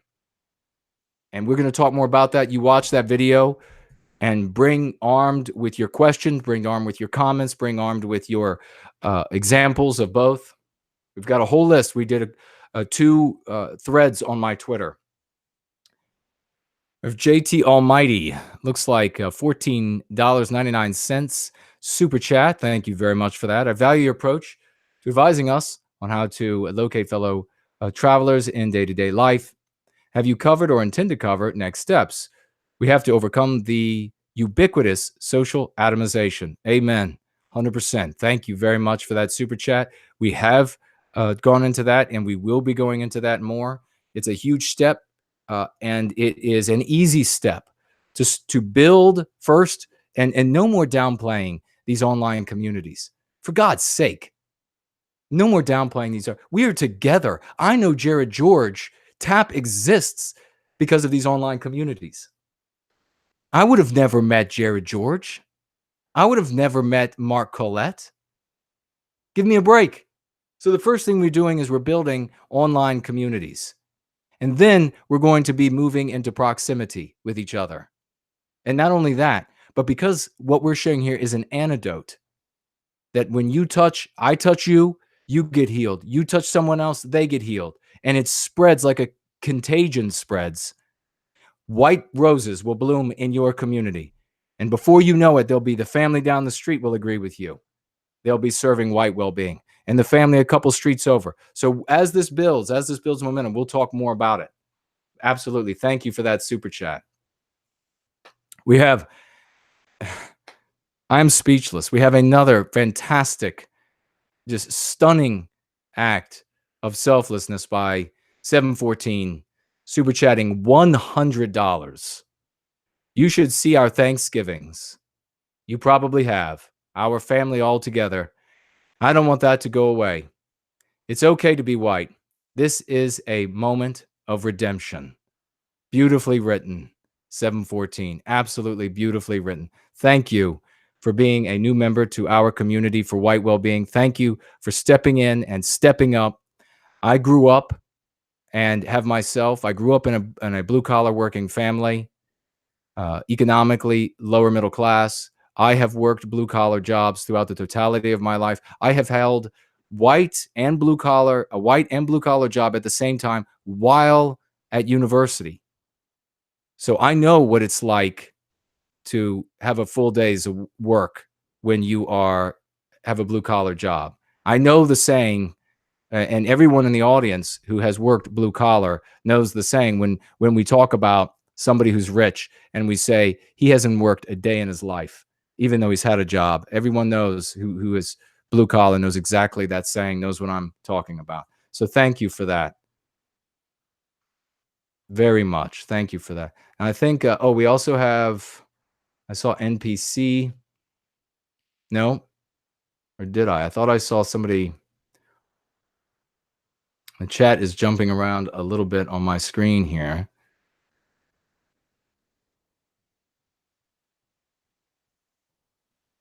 Is it Kesdotic, $5 super chat? Thank you so much. I want to preserve not only my culture, but the spice of the earth is in different nations. I love the differences. That's my moral high ground. Exactly. When we recapture our destiny, thank you very much for that super chat. When we recapture our destiny, I've said it before and I'll say it again, and my great colleague Jared George has echoed it. When we recapture our destiny, the British are going to be more British. The Irish are going to be more Irish. The French more French. Germans more German. Australians more Australian. We are going to treasure the slight hues of differences. This is what we do. We are the only people who do this. Where else do you see this in the world? We want a little bit of all of the, and trust me, if all of the white people were to get on a spaceship tomorrow and fly off to some other Earth, orbiting some other planet, and there weren't a non-white person and therefore no non-white culture present, we would all want to be able to experience each other's different cultural variations of Western civilization. We would want it on every street corner. It's something we enjoy. It's something that brings zest and vivifies us. We love it. So absolutely, without question. Okay, Josh Randall did get back, and he says both the victims were white. They're both white. The primary burn victim is white, I know for sure. That's why it's a hush crime, my good sir. All right, let's keep moving on because we've got a lot to cover. Where were we? We were talking about the thing that I did wrong was that I shared a fact, an unlovely fact about a non-white group. And I don't, that's not what we do in the cause for white well-being. That's not the normal course, but it was merely an example of what is already being done to us. We could talk about all of the maimings and the murders and everything as well that's already being done. Rest assured, ladies and gentlemen, if these things were taking place by white people doing them to non-white people, it would be called a war. Would it not? Would the anti-whites not be in government saying that they are declaring war against the war on non-white people by whites? Of course they would. So if this were reversed, the anti-whites would be saying it was a war. Again, revealing what their true motivation is. Sean says absolutely. Shauna also, yes, absolutely. Seeing a lot of yes, absolutely. Okay. Finally, he writes, and this is important. I want to take a real opportunity here, and this actually just goes right with 714, that fabulous super chat that he gave. Every penny of which is going right into the cause for white well-being. I don't need finances to buy my meals. I make enough money at my day job that I don't need any investments to pay for my meals or to pay for. And I've said this I've gone through this sort of thing before. Every single dollar goes right back into the cause and building this momentum for white well-being. So finally, eyes on the right, typing in his tabloid, he types, according to my Streamlabs, his top 10 donors for the past month have given a total of $1,056 $2.41. So I'm going to take this opportunity and him pointing this out. And of course, what he's doing there is he's saying, we've really got to take this guy down. He's receiving a supply chain. He has a supply chain in operation that is working for white well-being. We've got to shut this down. That's what this anti-white is saying. Why? Because he wants to put an end to white well-being. So I want to take the opportunity to say to everyone who gives to me and who has invested in me, who has invested in this cause for white well-being, I want to say to everyone, God bless every single one of you for your grand munificence, for the fuel that it takes to conduct this service for white well-being, not just financially, but your time, your talents, those who are reaching out. We just have Josh Randall super chatting with $10. Thank you so much. Not sure if I'm willing to embrace titles, ideologies like alt-right or white ethno-state, but I deeply wish to see the Anglos flourish and reclaim a positive self-identity. My brother, we are Prometheans, and you can embrace that with pride. You can embrace service to white well-being with pride. There is nothing they can do to take us down or to take that down. We will never stop. I see lovely Porge in the chat. I see Freya in the chat. Great to see you all. Thank you for the super chat. Let me continue here.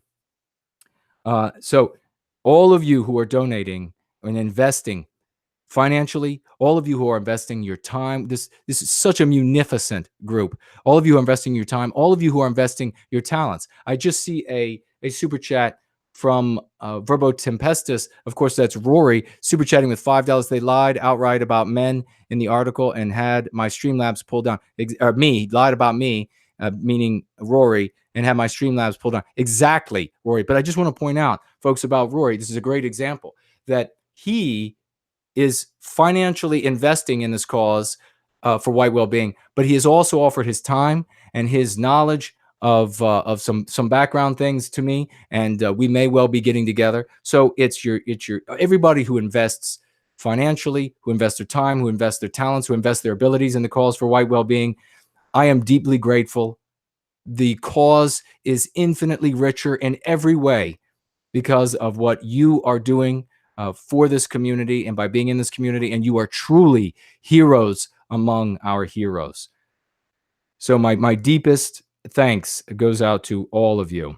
I also will point out that the investments that you give during the after party are split evenly between Jared George, myself, and our guests. Now, that's something that you see almost nowhere on YouTube, much less in the white positive movement.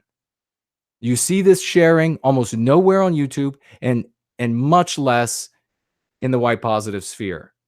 So why did I decide to do that? Because I value people, because I value you, because I value the things that you're doing for us, because I value my colleague, Jared George, because it's not about getting, this isn't about getting rich. You're not going to get rich in the fighting for white well-being. You're not going to get rich with anti-whites like Eyes on the Right attacking the supply chain incessantly. No, I value people. I value Jared George. And then when Jared and I got together and we talked about this and came to the conclusion that the right thing to do with our guests was to share the investments that came in while they were with us. Why is that? Well, for one thing, we value them. We value our guests. We value what they're doing for the cause of white well-being. But we also value the cause of white well-being. And by bringing people on and giving them a share of these investments, these serve as tokens of appreciation from the community. And by giving them these tokens of appreciation, they are encouraged to produce more content for white well-being. They're encouraged to go another day, despite the power of the anti-whites to demonize them and demonize their work, despite the efforts of the anti-whites to dox them and get them fired. So when this guy wants to talk about, well, no white guilt has had this much money come in, what he's just done is he's given me the opportunity to thank all of you for all that you do and to talk about the sharing of this money with the participants so that we can get more out of each other, so that these tokens have a deeper meaning than just the dollars and cents that are exchanged. So let me get a drink.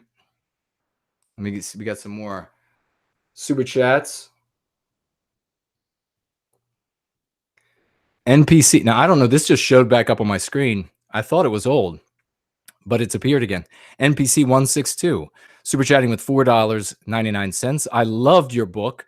Your writing style was excellent. Thank you so much. I dearly appreciate that. Everyone out there, if you have read the book, you enjoyed either Born Guilty or Go Free, please write a review on Amazon. And remember that you're speaking to potential purchasers. You're speaking to people that you want to save with the message contained therein.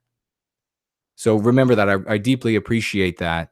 And please, if the different styles that you like, please share those. Whatever it was you liked about those styles, if you think that will appeal to someone and bring them into the fold of our community, bring them into the embrace, please share that. Looks like, let's see. I'm glad your super chat popped back up because I saw it for a split second and it was gone, and suddenly it's here again.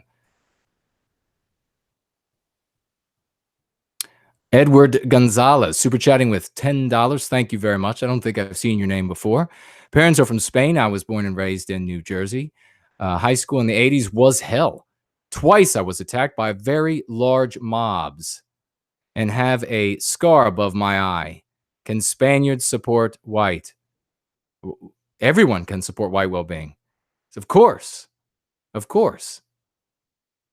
It doesn't, there is no minimum amount. This isn't, I guess I'll just briefly speak to this because can be an important issue. People will say, well, who's really white? Is it this group or is it that group? We don't decide where night ends and day begins, because conflict and nature will decide that for us. Everyone who says that identifies as white in good faith is white. End of that conversation. Nature and conflict are going to decide for us ultimately who this community is. Everyone is welcome here. So, Edward, it wouldn't matter if you were not a white Spaniard. If you were something else Spaniard, you would still be welcome here if you support white well-being. I thank you for the super chat.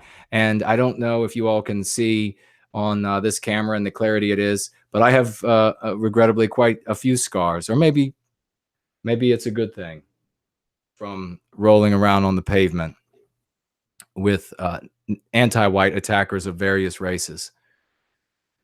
So thank you very much for that super chat. Let's jump over to, looks like we have 100 Australian dollars by a Casey. Yeah, Australian dollars, 100 Australian dollars. Thank you for all that you do. Thank you for being here. Thank you very much for that that most generous super chat as well. And I think you're a new person to the community, so thank you for being here, at least new to super chatting. Thank you very much, and I hope you'll stick around and learn and share these messages with your circles of influence. Angharad Celtic, haven't seen you in a while. Good to see you back. Super chatting with $20. Do we know who this anti-white is and where he is? Well, the pseudonymous typist for this tabloid, as far as I know, doesn't give his name. And I'm only referring to it as a him. It could be a her. I don't know. So if anybody knows, I don't know where this person is, or it really is not material, I guess, because if we could find out a name, then we could at least write, I guess, and express our disapproval of these anti-white positions. But I'm going to share with you my position on this individual in a moment. So I appreciate, though, all of your super chats and questions. If I have missed anybody, please tag me and write again. Or if you saw that I missed somebody, please tag me and write. Looks like Verbo Tempestus just ordered my book. Looking forward to it. Fantastic, brother. You're going to love it. Be prepared to be entertained and empowered. Mary Ross, $1.99 super chat. Thank you so much for that. Uh,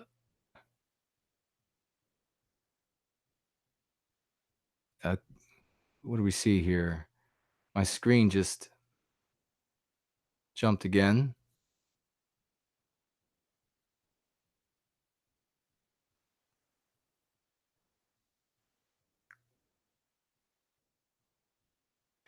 Looks like $2 from Nipix Man writing, just now tuning in.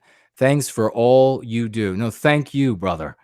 I appreciate you being here. I thank you for tuning in.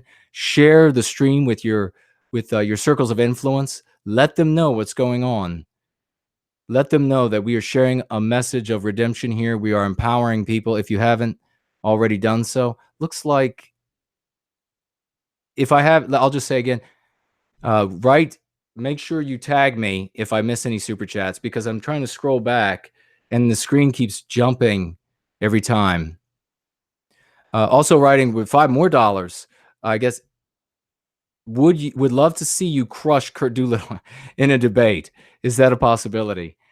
I don't know that that individual is actually up for debating. Sadly, when he had the opportunity to challenge my ideas, he decided to call me a bunch of childish names, uh, likened himself to Aristotle, said that I didn't cite anybody or anything, when, of course, I did cite a lot of people. I cited, of course, different cases across the country of false flag organizations and everything. I mean, so I don't think he's really quite up for a debate. And then he went on my channel on one of my threads, and a guy who supposedly in propertarianism believes in, and I'm sure he'll go delete this right now, but I screenshotted it. Uh, supposedly believes in absolute free speech, who's even saying fire in a crowded movie theater, called on his supporters to get me deplatformed.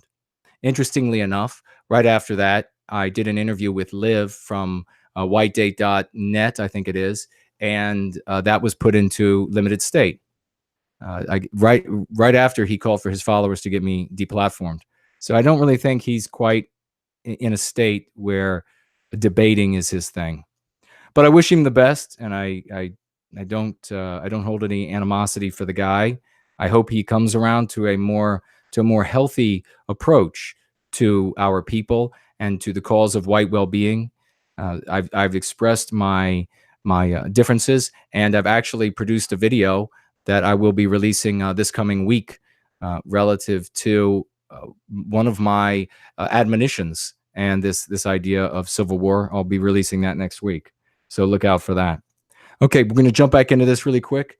Make sure you message your circles of influence so we can continue to get this message out to our people.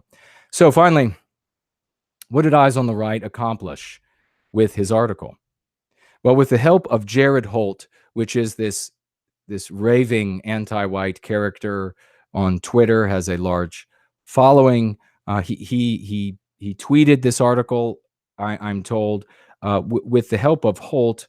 Both Eyes on the Right and Holt convinced Streamlabs to undermine white well-being by deplatforming me and Rory, who just mentioned that he was deplatformed as well in this this attack on the supply chain for white well-being.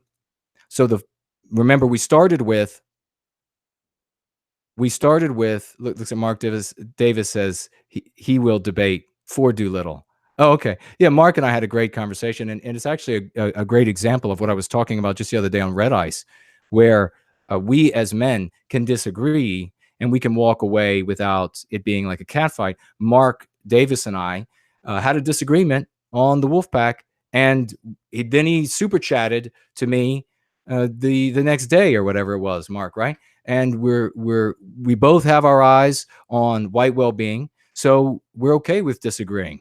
We can come back as good friends. We didn't have to descend, as unfortunately our little friend Doolittle did, into this really silly, really silly childish name calling, which is for somebody who fancies himself as commensurate to Aristotle is surprising.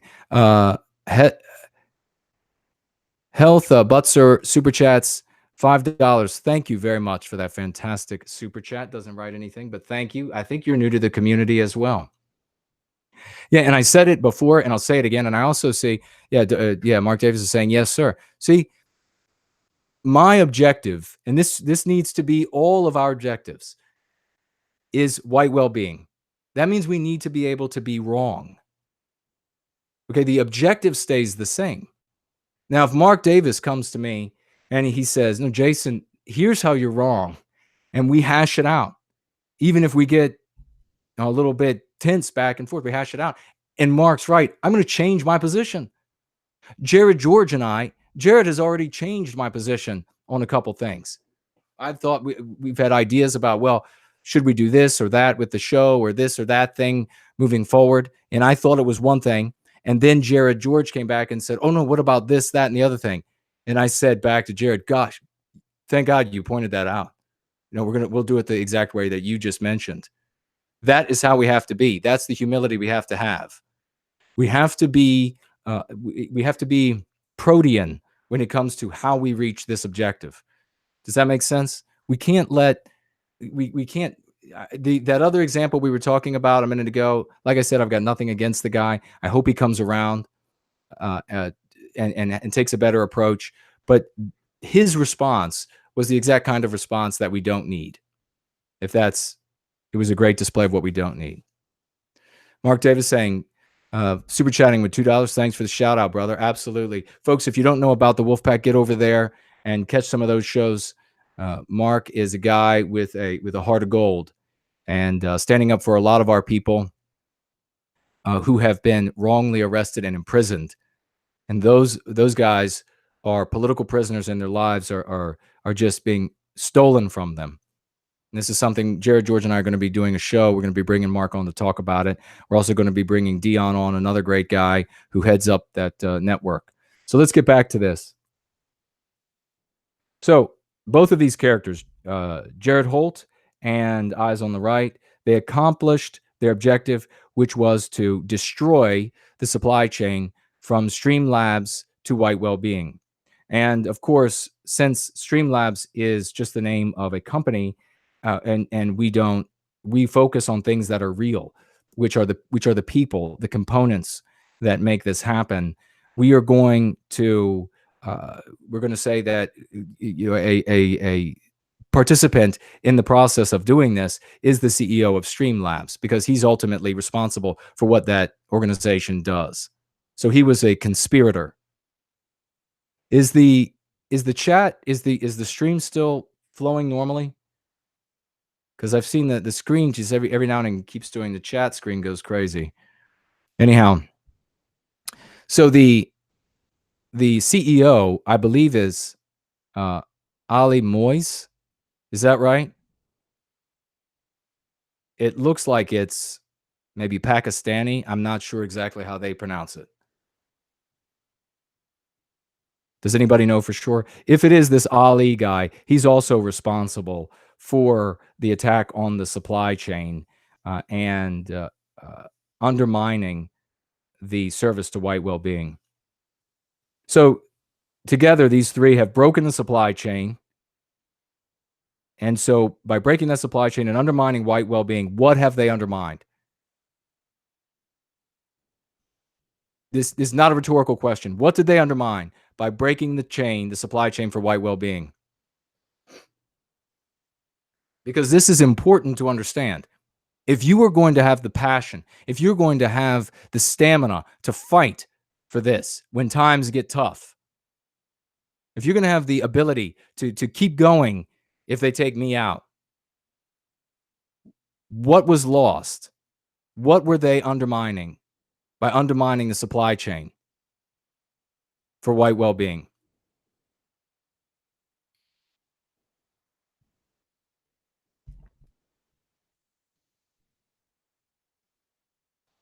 Didn't they undermine our message of redemption to our people?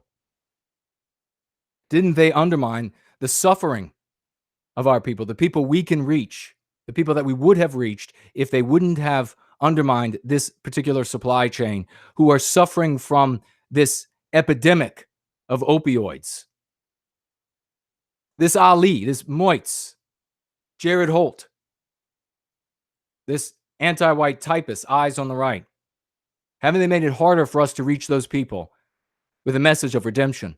Those people who are suffering from this opioid epidemic because of the anti-white climate of our country. Because of anti-whiteism is the reason why so many of our people skyrocketing are using these drugs. They make it harder for us to reach those people. More will suffer. More will die.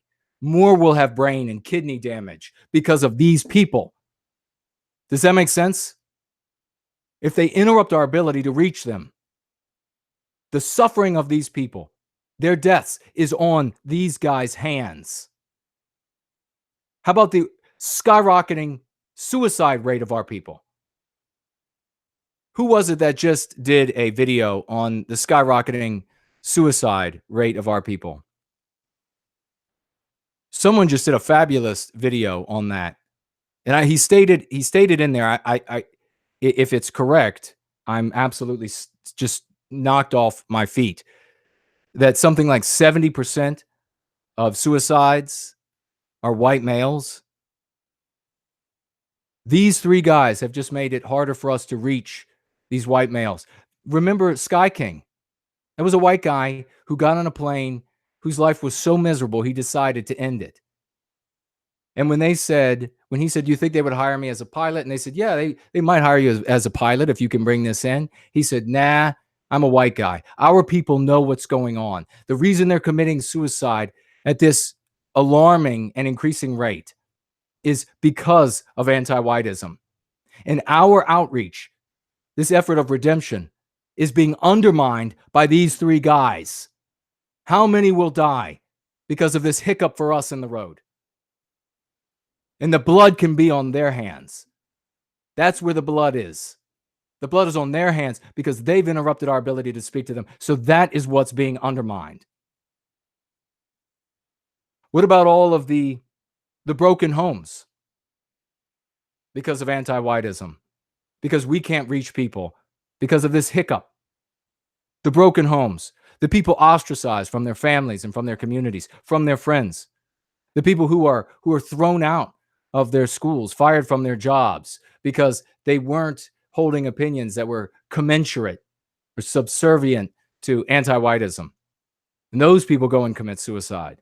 Those people get on opioids because their lives are so wretched, because they don't hear this message of hope, because they don't know that they can recapture their love for their people and their identity again. Because eyes on the right, Jared Holt and Ali Moitz is in the way, interrupting the supply chain of us being able to bring them that message. How about the people who are losing their jobs and who are getting depressed, committing suicide, going on to opioids, raving at their families, destroying their networks, their community, acting wild, screaming at their spouse because they're fired from their job? Remember, every diversity hire requires a diversity fire, either in the form of a white person that loses their job or a white person who never gets the job. Every diversity hire requires a diversity fire. These companies don't have limited resources, for God's sake. Worst of all, these three guys, what they're responsible for undermining is our ability to save our white babies from this anti-white message that inflicts incalculable psychological trauma on them by teaching them that they are inherently wicked and that the only way they can be redeemed in this anti-white world is to hate themselves by way of hating and attacking and destroying their own kind. Nothing is more evil than that. And that is what these three individuals have done by interrupting this supply chain. So this is no mere This is no mere deplatforming. See these things as they really are. See the lives that are being destroyed. See the lives that are being ruined. See the lives that are being upset. Take it to the next level. The guy who lost his job, and the white guy who lost his job and can't get another because of anti-whiteism, who can't hear our message, kills himself. What about his children? How are they going to suffer? And you know who's responsible? Those three guys. This isn't just deplatforming. These are ruined lives. See this for what it is.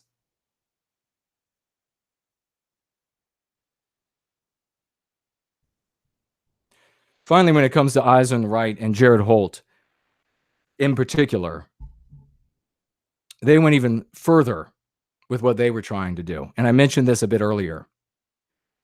They both know that there are psychotic anti-white miscreants in the streets. These malefactors that have just crawled from sewers, crawled from the swamps, not a moral bone in their body, not a single righteous hair on their head. Pure evil. They know those people exist, that they desire nothing more than to sully and stain and destroy what is pure and good. And they will attack anything that they have been convinced is white nationalist or neo-Nazi or white supremacist. That they will destroy property, that they will physically attack you, that they even murder. And they think it's justified. Or they'll call it justified just to satiate the sickness that's in them. Both these guys know that those people exist. And what are they doing?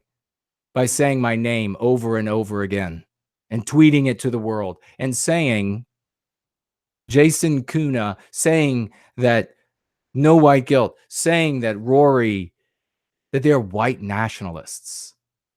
What are they saying? They're saying to those monsters out there, go get them. Hunt them down. Destroy their property. If I were nice, if I were like one of these nice civnats or cuckservatives, I would say it was just irresponsible of them to say these things. But you and I both know they know damn well and good what they're doing when they whistle out to these monsters. This person is a Nazi. That person is a Nazi. They know damn well and good. So let me ask you, if one of these or one or more of these animals destroys my property, if one or more of these animals attacks me physically, if one or more of these animals murders me, is it not the responsibility of these two? Is it not the doing of these two? Is it not the fault of these two? If they come for me and they destroy my property, they attack me, they murder me, it'll be because these guys sent them. Remember that.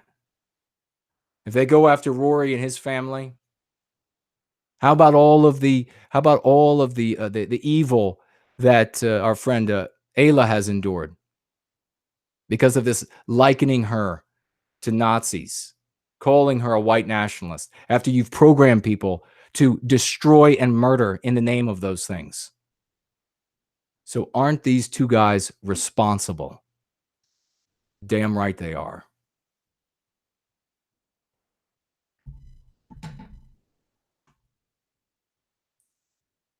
Antarctic Ice Queen, super chatting $4.99, writing night. Thank you very much for being with us. 714, back again, amazing. Super chatting with $10. In from a small Midwestern town devastated by drugs and suicide. Our children are being massacred. We used to be safe and happy. We never locked our doors. Now everyone is suspicious of everyone. Exactly. That is what we find out, that the civic norms and the civic participation breaks down in multiracial environments. Absolutely. Let's see if I've missed anybody. Please speak up. If you have any questions or anything to add to what I've been saying, speak up. Jilly Storm is here with us tonight. Great seeing you. They want to cut off our money supply, medical, food supply, house payments, utilities. They want us sick, poor, and dead. Exactly. Revealing everything that we say about them.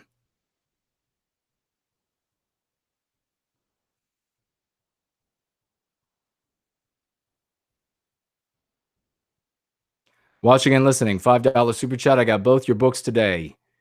Even though I'm a busy guy, I'll make time to read them. Amen to you. Thank you for the super chat. Be prepared to be empowered and entertained, my friend. Please get to me with any questions or comments you have.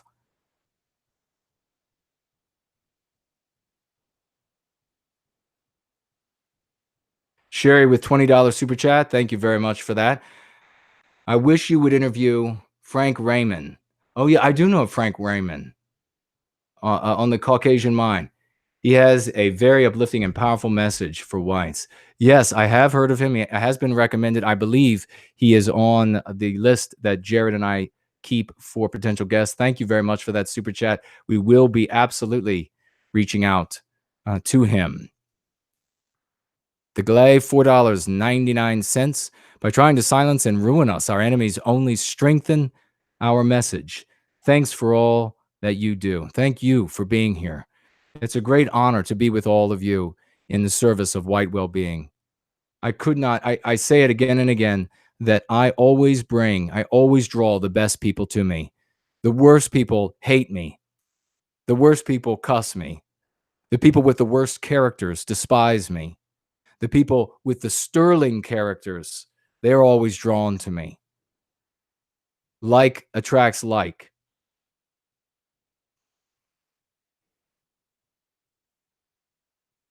So it is an honor to have you all with me in this. I wouldn't be doing anything else with my life. I wouldn't like anything more than what we're doing right now. Remember, there are people who are still, there are people who are waking up other parts of this world. There are people who it's midday in other parts of this world. There are people who it's the perfect evening to sit down and listen to a message of redemption. So make sure you tweet and gab this out so that those people can hear this message and that they can be healed and that they can then pass it on to someone else. So let me say what I have to say, because this is about Jared Holt, about Eyes on the Right, specifically because this is important. What I have to say specifically to these two guys.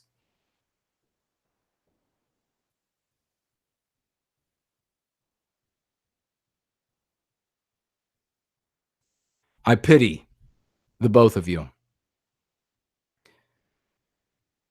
You are both sick with anti-whiteism. Your lives orbit a desire for destruction, the destruction of an entire people and all the beauty that that people has brought to this world and could bring to this world. That is what your lives consist of. I feel pity for you. I can think of nothing more bleak and ugly than living to destroy an entire group of people. And that is what you both wake up and go to bed with every single day. These ugly, vulgar lives, meaningless lives. But this is a movement of redemption. I want you both to give up on anti-whiteism. I want you both to give up on your empty souls and orbiting this desire for destruction every day of your life. I know that anti-whiteism is going to pay you more financially. I know that they'll give you awards for being a good little anti-white. But nothing can enrich your soul more so than service to white well-being. I don't know what races you are. It doesn't matter. This is the cause of our age. You won't be remembered for being agents of destruction. You won't celebrate your deeds at the end of your life as an agent of destruction. But you will remember every single moment that you make when you give up that hatred, when you give up that anti-whiteism, and you come to something beautiful that will enrich you, that saves lives for people who are actually being oppressed and persecuted, not in a fantasy, not in a Hallmark movie, but in the real world. So that is what I have to say to you both. I pity you, and I hope that you will give up your hatred and join us in the cause of white well-being. If you're white, if either of you are white, and you're engaged in this, you're also engaged in this self-hatred. And nothing could be more bleak and obliterating for your soul. As a consequence, nothing will be more beautiful for you, more liberating, more enriching than abandoning that self-hatred and coming home to your people. And that is what I ask you to do. Eyes on the Right and Jared Holt. If you're white, come home to your people. We will forgive you. We overlook the checkered past. We have plenty of people who were anti-white and who have now joined us. And their lives are now enriched because of it. And I offer you the same. I won't behave like you have. I won't try to sick the dogs of war on you. Instead, I offer you my hand. Join us in the cause for white well-being. Help us save white children. Help us cure this blight on our civilization that is bringing it rapidly to an end. That's what I have to say for those characters. As for Ali, I just want to say, message to Ali, if he is the CEO of Streamlabs, he is ultimately responsible for these things. I ask of you to do the right thing. Reinstate my account. Reinstate the other accounts of people who weren't actually calling for violence or weren't actually being vulgar or what have you. Do the right thing. Restate my account. Reinstate my account. Don't interfere with the good work that we are doing. In fact, be a part of it, Ali. If you're from Pakistan, you know the histories. I know the histories of Pakistan. I grew up with Pakistani kids among kids all over. I ate with their families. Do the right thing. Reinstate my account. Everyone out there, if you have any ideas about maybe organizing a mass Twitter campaign where we all tweet out to Streamlabs maybe the same hashtag about reinstating the account or something like this, and we do it all on the same day so that it creates a huge momentum. If anybody gets that idea, let's do it. We can talk about it. Maybe later tonight. I don't know if Jared George is going to jump on. I just have to finish a few brief things, but maybe do it's late night somewhere over on Jared's channel, and or we can also talk about it with Slav tomorrow. He's our guest on tap. But if you have some ideas on maybe a big Twitter campaign, and we can maybe get this message to Ali, if he is or just Streamlabs in general, so that they don't interfere with the supply chain for white well-being. So I hope we can do that, and I hope there's some people out there that have the gumption. Let me see. Ursa super chatting with $10. Thank you very much for that super chat. I deeply appreciate it. Didn't write anything, but I feel the love when you send it. Shell super chatting with $5. Beautiful words, brother. Thank you very much for that. The words there, the sentiment there, I appreciate it. This is how we have to handle the anti-whites. This is how when we can. I mean, if some vicious animal comes to harm you, and you don't speak to them the way I just spoke. Defend yourself, defend your family, but otherwise, this is what we have to offer them. We have to offer them a way out of that sickness. Raven Wings, super chatting with $20 Canadian, not writing anything. but I feel the love, and I thank you very much for that grand super chat up there from the cold north. I imagine very cold this time of year. So again, if I've missed anybody, please, I don't know if it's, the anti-whites at YouTube messing with me again, the screen jumping everywhere, but tag me and I will hope to catch it. We're going to hit this other story quickly. This is another tabloid piece I was talking to you about from a group called Courts. It's by two anti-white typists. One is Annalisa and the other is Justin. We'll do the same thing. What are their objectives in this piece?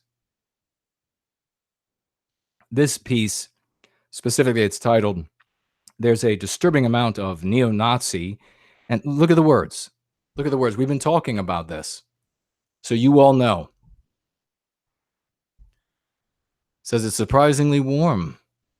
I guess, yeah, up in Canada. Well, it's cold and raining here in Washington, D.C., nation capital of the United States. So look at the verbiage that Annalisa and Justin use here for their title. What are they doing? There's a disturbing amount of neo-Nazi and white supremacist material on Amazon.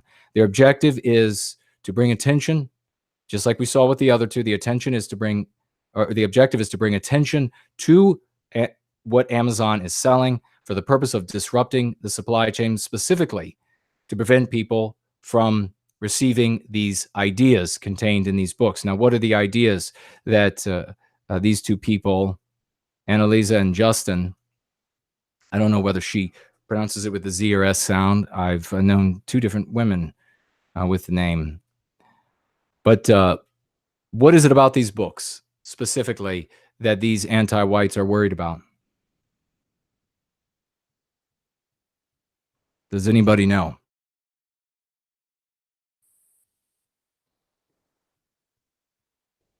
Well, see, books like Mein Kampf have been so thoroughly demonized that they don't really have to worry about what's written in there.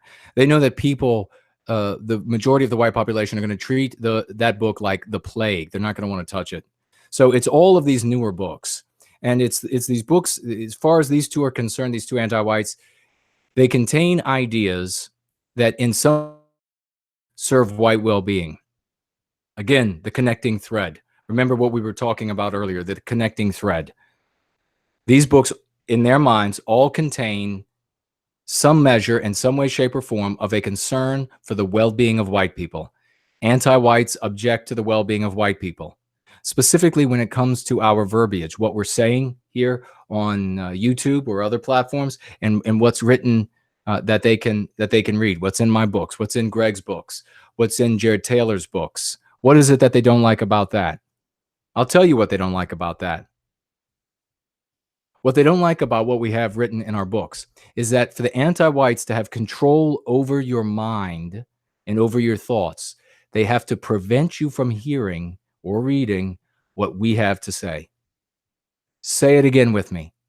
The anti-white prevents and wants to prevent you from hearing and reading what we have to say, because they need to prevent you from hearing and reading what we have to say to remain in control of your mind. That is why they silence us. They know very well that the moment our messages reach them, certainly this one, most powerful, the moment it reaches them, they lose control over your mind. That is what Annalisa and Justin are revealing about themselves, revealing about what they know in their hearts to be true, what they talk about when they go to lunch together in the middle of the day, when they're not writing these screeds. They know that if you hear what I have to say, you read what I have to say, that they will lose some measure of control over your mind. And then it will be a little bit more, and then a little bit more. That is why they burn books. And they were successful.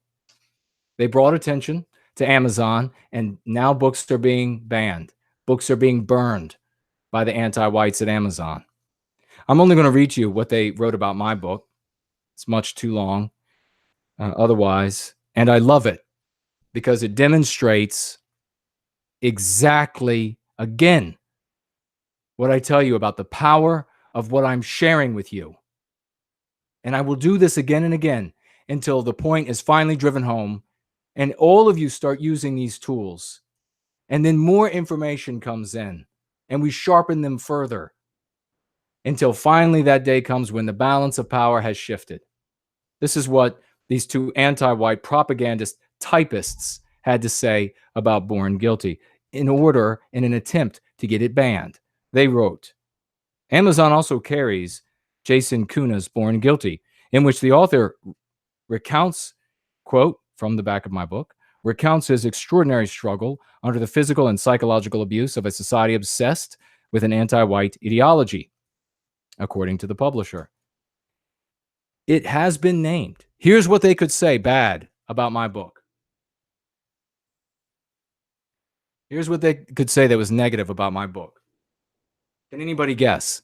What could they say that's negative about Born Guilty? First of all, I'm going to give you a hint.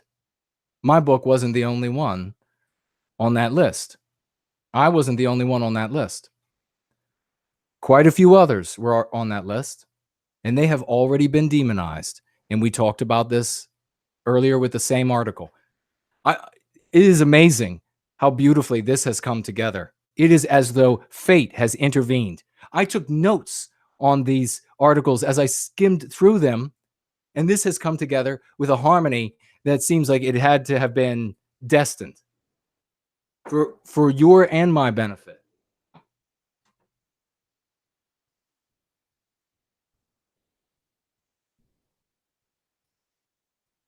So what do you think that they've done to demonize my book? See, Dave Martell, super chatting $10.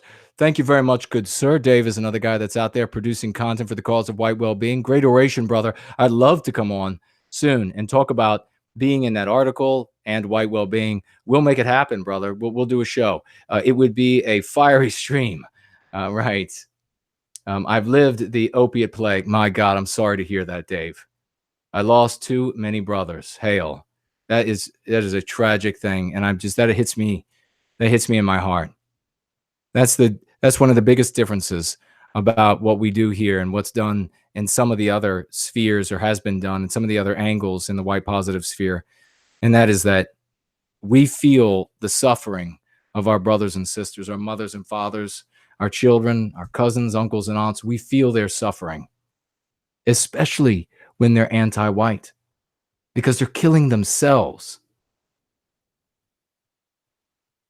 It's a thought disease that is worse than anything else you could inflict upon someone.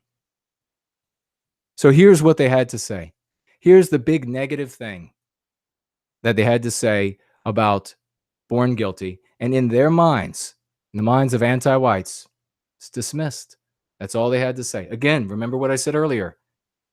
They fear the content, so they can't tell you what's there. Instead, and as I said earlier, they're propagandizing the average white person because the average white person, white families with the normal sensibilities of the average white family, is a force far more powerful than even the biggest banking houses. That's why they propagandize these people, folks. So what they said about Born Guilty, what makes it so awful? Here we go. It has been name-checked on Twitter by former Ku Klux Klan Grand Wizard David Duke. That's what they had to say. That's their grand argument, the Grand Wizard. So instead of being able to create an argument of saying, here's why white people shouldn't live, here's why they should be guilty, here's why their culture should be erased, here's why they should physically be erased in all of their cities and countries around the world, here's why all of it should be obliterated. They don't make those arguments, no. They have a demonized guy, a guy who, by the way, has been giving of himself for a great many decades for our people. Now, whether I don't know. What I said earlier again holds true. I don't know every single thing that Dr. Duke has done or believed in or whatever. I don't have to.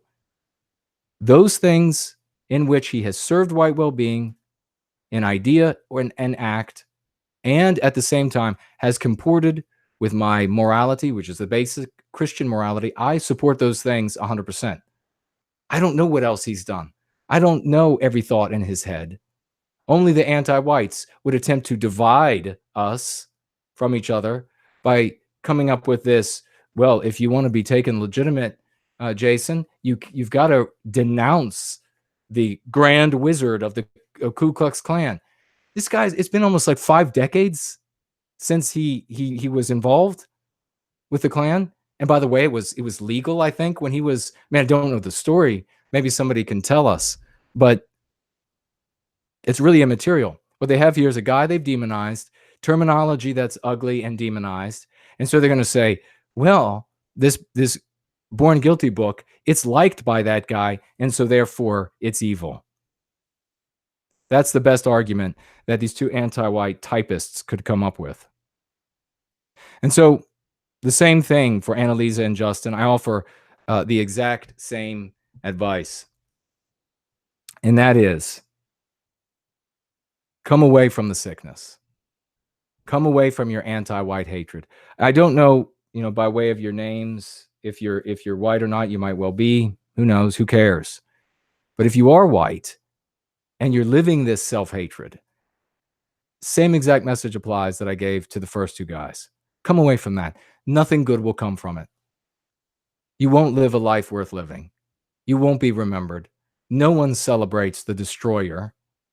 Certainly a traitor. No one remembers the traitors. No one will celebrate you if you're successful. If you want to have a valuable life, if you want to do something meaningful with it, come to white well-being.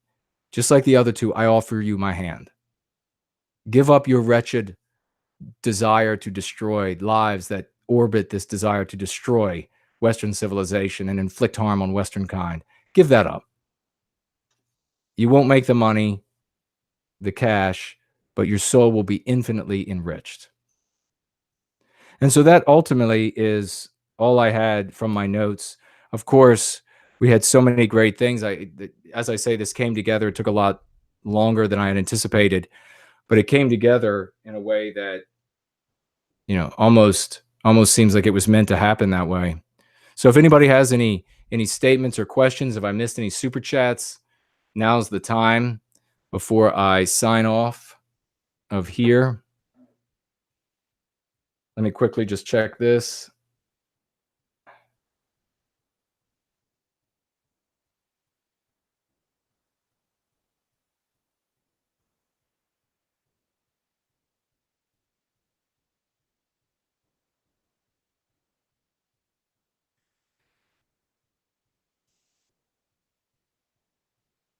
Celtica is here. Good to see you. So grateful. I have read and loved your masterpiece, Born Guilty. Thank you so much for that. Please, if you haven't, write an Amazon review and let people know the parts you liked. Let people know what it was about the book that you found most interesting. Lisa P says, ordered your 2 books tonight. Keep up the great work. Thank you very much for that. And I don't know if you were here earlier, but when I mentioned it earlier, there's a unique device in Born Guilty. And when you come to it, it's not an error. Just consider the context and follow the English alphabet. Those are the hints to solve the riddle. And when you solve it, you will be, if you're like any of the other people that have written me about it, you will be immensely satisfied and find it. I guess that's one of the ways that you can be immensely satisfied with me. Lovely Porridge. Let's see. Duke's audiobook is on YouTube, but the last chapter is missing. Well, we should definitely let Dr. Duke know. Lovely Porridge says, burn Amazon rather than the books. All right. Great. Let's see. Who else has been in here? Chain Reaction I've seen in here tonight. Atomic Atom. I see Richard. I see Sue. I see so many great members. I see Ricky, so many great members of the community. Conspiracy, Jilly Storm again. Serendipity, she writes. Be Soupful is in here. Mark Davis is still here.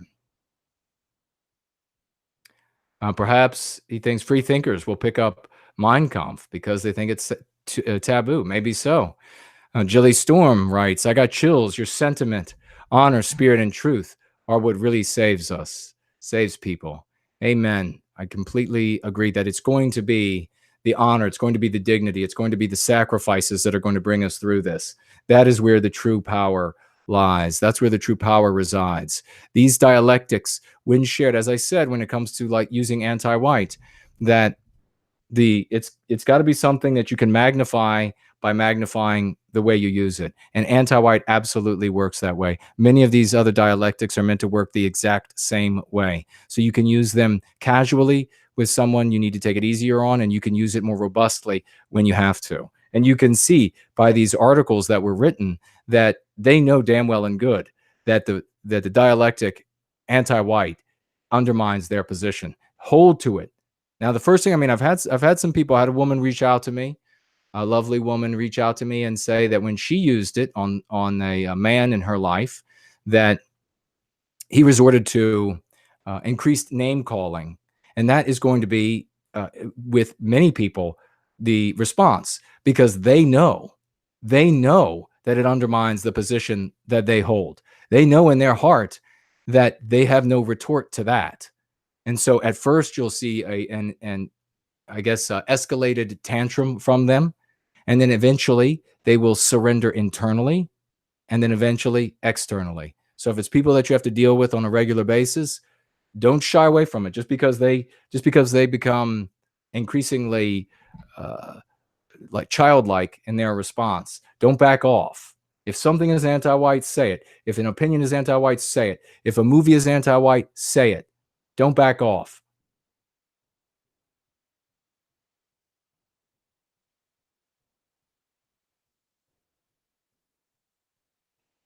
Well, I don't know. Is let's see. We have almost 300 people watching.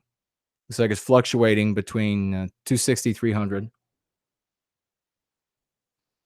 How many of you all would like to head over to the Great Orders channel and stream it's late night somewhere to continue this conversation?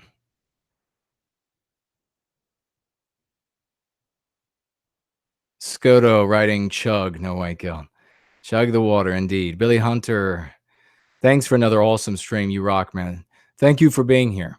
Thank you for taking in this energy, for taking in these arguments and making them part of who and what you are. And then I hope and pray you will go out and share it with people that are meaningful to you. Looks like Philosophy Cat, she says she's in for a stream over on the Great Orders channel, and it's late night somewhere. Now, folks, that is, if you have not been privy to these yet, these are fantastic little streams that we have started doing here in 2019. And what we do is nobody is on video. It's all just your avatars. We continue the stream, and we bring people in, some people from the audience who might want to have a thing or two to say. So it's a different thing. It's a lot of fun. And so if you all are up for it, we could jump on over there. It is 12:40 a.m. Eastern Standard Time.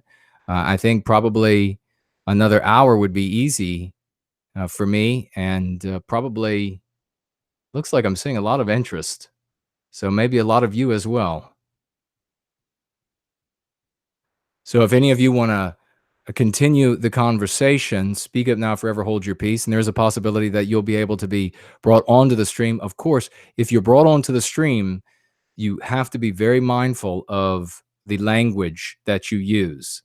So no racial epithets, no matter if it's just satire. I know a lot of people think it's hilarious to really really get a dig at the regime, but you can't do anything like that.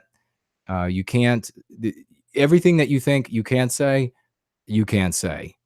So I know there's a lot of the white positive sphere has a lot of I guess people who enjoy being irreverent.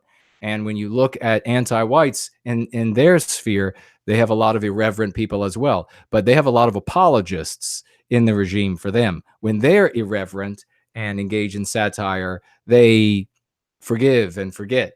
They can even cut heads off and in fake cut a head off of a sitting president, and then they get a little slap on the wrist and then forgiven and brought right back into the fold. So they can be as irreverent as they want in their satire, but we cannot. So I know it's otherwise. I know they've killed comedy. I know that's a whole topic that can be addressed, because you can't make fun of anything anymore. I'm not. All of the comedians, professional comedians, are saying this. Even the anti-white ones, they get shouted down at universities. Okay, so the link.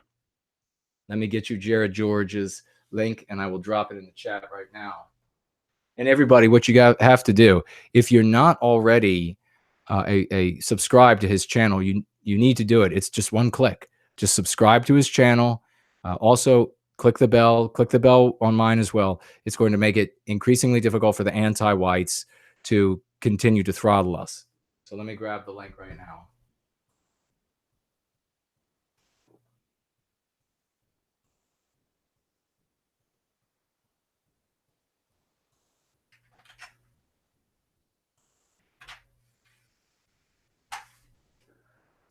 There is the link for Jared George's channel. We still got a very strong 250. So Jared, if you are listening, I hope you're getting ready. Because it looks like the audience wants it's late night somewhere. And this won't be let's not do let's just do basic YouTube, rather than OBS. But yes, there he is, folks. The great order has appeared on command. It's sort of like speak of the devil and he shows himself. And speak of Jared George and he appears. So it's great. Oh, but before we go, I quickly just want to touch upon this. And I touched upon it at the beginning. So this will give Jared George a time to set up Machiavelli Sucks NWG movie production coming. Yes, indeed. We're eventually going to make that happen. I touched upon this at the beginning of the stream. I want to touch upon it again at the end about people getting saturnine because of the negative things that are happening, the shutting it down our supply chains and the like. I've talked about how taking small steps in the right direction is a way to keep yourself inspired, because you'll always be succeeding. You'll always be accomplishing something by doing so. Something else you can do is take care of the wildlife in your community. What do I mean by that? Well, there are a couple things you can do. If there is trash in the creeks or trash in the woods, pick that up. Don't just leave trash on the ground. And if where you take walks, if it is filthy regularly, bring a trash bag with you. Pick it up. I know it's not your fault that it's in there, and bring a pair of gloves. I don't pick anything up like that with my bare hands, or use a stick or whatever. Get it up, clean up the environment. Also, where you can, if you have a yard, even if it's a little yard, like many of us do, have a little yard. If you want to feed the animals, you can. You can feed as long as you don't have a squirrel problem, because they can become problematic. Feed corn husks to these squirrels. They love it. They'll come in. They're hilarious. But also one thing that I recommend really strongly is you can do this by yourself. You can do this with a spouse, boyfriend or girlfriend, definitely with your children, is get a bird book like I have here, and then do what I've done. Mark off all the birds you see in your yard. Or I also include flying over the house. For example, I had two mute swans fly over the house. And if you have never seen those, and they were only maybe 30 feet above the house, if you've never seen those things up close, they're like dinosaur size. It's amazing. If you get some feeders, and I have a couple of feeders for the birds. If you get feeders and a bird bath, the birds will come. when you see them, mark them off in your book. And the thing that happens, and I was talking about it just today, I was very busy. I'm very busy every day, but I was very busy. I was rushing around, and uh, I wasn't in a horrible mood, but I wasn't in a great mood either. But I came in, rushed into the kitchen so that I could do what I had to do and continue on with my business. I looked out the window and I saw a red-bellied woodpecker, a female. And for that moment, I was reconnected with nature. For that moment, this this hustling world where it's just one thing to the next that we're flying from. You pun intended, I guess. Uh, one thing from the next, and dealing with everything that's awful. To see a a, a visitor, an outdoor pet, return. The red-bellied woodpeckers have been gone for at least 6 months, and then today, first one shows up. For that moment, I was reconnected with nature, and there's something in the soul. There's something in the spirit of our people that sings with nature, something that is beautiful, some union that is truly romantic and magical that we have with nature. Learn the names of the animals in your area. Learn the names of the different birds. When I have over 100 memorized now, and you can do it too. Memorize 5 of them so that you can point them out and know them when you see them, so that it's like an old friend returning, and you will feel something truly magical begin to take place in your heart. Take care of the animals in your community, and that is the note I want to leave us with.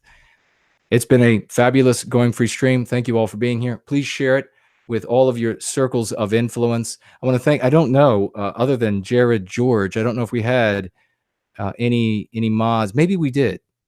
Maybe I did. I thought I saw another wrench in there, but I'm not sure. Oh, well, Philosophy Cat, of course, has a wrench, so I'll thank her. Anybody who modded, I want to thank you for taking the time to help mod the stream. We want to make sure that we are obeying, or I guess preventing Gresham's law. We don't want the bad, that's applied, of course, to economics, but we don't want the bad comments to run out the good. So thank you all. I think I saw Sedinsky Lawson. If I did, thank you, good sir, for your contribution for being here. But I want to thank you all. It's been a fantastic conversation. Take this powerful message and take it to your friends, your family. Become it. And let's take back our destiny. I'll see you all next time.